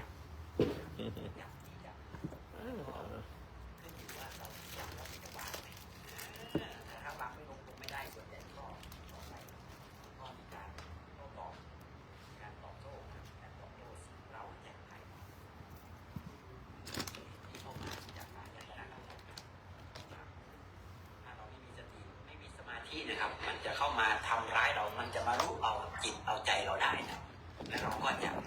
ไหลไปตามกิเลสไหลไปตามกิเลสนะครับ ก็จะการทำให้ร่างกายเกิดการตอบสนองนะครับเพราะจิตใจสั่งนะเขาด่าเราเนี่ยเราต้องด่าตอบใช่ไหมใช่ไหมพอเขาดินทาเราต้องแก้ต่างใช่ไหมแต่ถ้าสติเรายังอยู่ในใจในกายเราแล้วก็เขาด่าเราแล้วก็เฉยนิ่งเป็นน้ำเลยไม่พูดพร่ำเป็นน้ำไหลแต่ว่าเรานิ่งเพื่ออะไรนิ่งเพื่อที่จะแต่ให้เขารู้ว่าเราเนี่ยหนักแน่นดังขุนเขาเบาดังปุยนุ่นนะครับผิวไหวดังสายน้ำนะครับเราสามารถจะผิวไหวได้ครับอาจจะแข็งเหมือนระฆังก็ได้นะแข็งเหมือนระฆังเบาเหมือนปุยนุ่นนะครับเย็นร้อนอ่อนแข็งเราต้องรู้นะครับประมาณนั้นเราต้องเข้าใจแล้วก็เข้าถึงแล้วก็พัฒนาเขาเรียกว่าการเจริญสติการเจริญศีลภาวนาแล้วก็ได้ให้สมาธิมันเจริญขึ้นให้ทุกสิ่งทุกอย่างที่เป็นกรรมดีเนี่ยมันเจริญขึ้นนะเกิดปัญญาขึ้นสติมาปัญญาก็เกิดนะครับแต่ถ้าสติไม่มาเนี่ยปัญญามันดับนะเขาเรียกว่ามันปิดบังมันบังอยู่มันครอบงำอยู่โทสะโมหะนะทุกอย่างเนี่ยมันครอบงำอยู่พอมันครอบงำจิตครอบงำใจได้ทุกอย่างมันก็กลายเป็นความไม่รู้ความเป็นอวิชชาความมืดดำมืดบอดจากที่เราเห็นถูกอาจจะเห็นผิดได้ใช่ไหมเห็นดีก็อาจจะเห็นงามได้หรืออาจจะเห็นไม่ดีได้ใช่ไหมเห็นสวยก็อาจจะไม่สวยได้นะใช่ไหมถ้าเกิดความที่ว่ากิเลสมันครอบงำมันเรียกเขาอวิชชาเข้ามาครอบงำความไม่รู้มันครอบงำปิดบังตาเราประมาณนี้แต่เราจะทำยังไงเราจะรอดพ้นจากบ่วงแล้วแค้วจากบ่วงมารเราต้องใช้สติสัมปชัญญะในการฝึกนะครับเพราะฉะนั้นต้องฝึกนะครับต้องฝึกฝนกันยาวนานเลยนะไม่ใช่ว่าอยู่มาแป๊บเดียวจะฝึกได้นะมันต้องฝึกตั้งแต่เด็กเลยตั้งแต่ยังเป็นเบบีนะครับเหมือนภูริพัฒน์เนี่ยครับลูกชายคนเล็กของแจมเกษตรที่ฝึกตั้งแต่เบบีเลยตั้งแต่อยู่ในท้องแม่เลยนะครับการฝึกยังไงครับร้องเพลงให้ฟังตั้งแต่อยู่ในท้องนะครับ ร้องเพลงให้ฟังแก้วครับผมแก้วไหนครับหลวงพ่อแก้วนี่แก้วที่นี่แก้ว2หรือแก้ว1ครับผมตอบสนองอะไรนะหลวงพ่อโอเคการเช็คกายเขาบอกเขาเรียกว่ากาย2นะครับเพราะว่าอยู่ที่เชียงใหม่ก็มีแก้วนะครับอยู่ที่อุบลก็มีแก้วแก้วผู้หญิงกับแก้วผู้ชายนะครับประมาณนี้อาจจะเป็นแก้วผู้หญิงหรือแก้วผู้ชายหรือคำแก้วนะอย่าพูด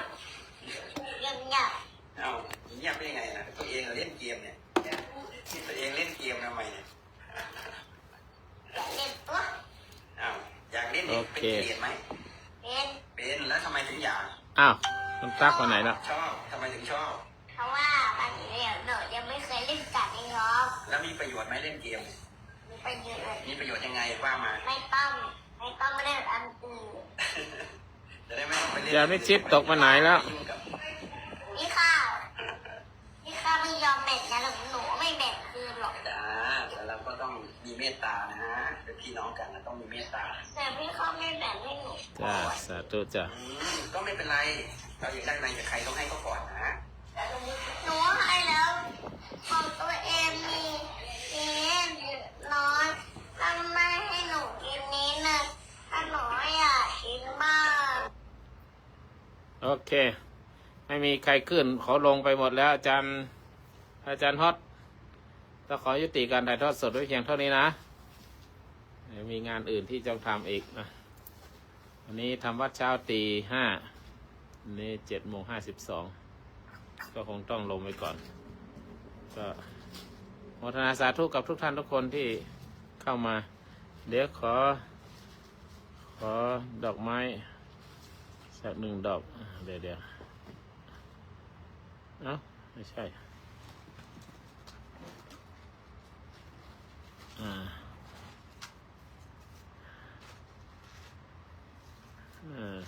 ก็ปลูกขอกไว้เจ้าปิ๊กบ้านนั่นแหละ ปีกละได้เงินคือละ บ้านปัง ให้เงินกับปีกละเอานี่ไปสาธุขอให้มีความสุขความเจริญทุกท่วนนะกันคุณจิรชัยคลองคดิตคเดียคุณชายาปิดโพแล้วก็คุณเทินคุณทันลักกี้คุณสุริพรเทียนวรีแม่สีเพนเดือนแก้วคุณสุพินจันทวงศ์เมื่อกี้คุณยุพินละมุดเลยอาหารมานะแล้วก็แม่สีเพนปาลีก็ฝากอาหารมาแล้วปินโต1 สายพระนาสาธุทุกท่านคนสาธิตอัครวัดเมธีและพระอาจารย์จักริดปุญญสิริที่ชมอยู่ในด้านช่องนี้ทุกท่านทุกคนที่อยู่ในช่องเหลือแต่คุณแก้วก่อนเสร็จแล้วพระอาจารย์ฮอตผมขอลงก่อนนะก็ไม่มีไกลขึ้นละทุกคนหนีไปหมดละตอนนี้ก็ไม่ได้ละก็ขอยุติการถ่ายทอดสดไว้เพียงเท่านี้ขอความสุขความเจริญจงมีแต่ทุกท่านคนคุณแก้วขึ้นมาพูดแล้วคุณมณิธรก็ได้พูดไปแล้วอาจารย์วิชิตพูดไปแล้วก็ลงไปแล้วนะก็ขอให้ท่านทั้งหลายมีความสุขความเจริญทุกทุนหน้ากันสาธุ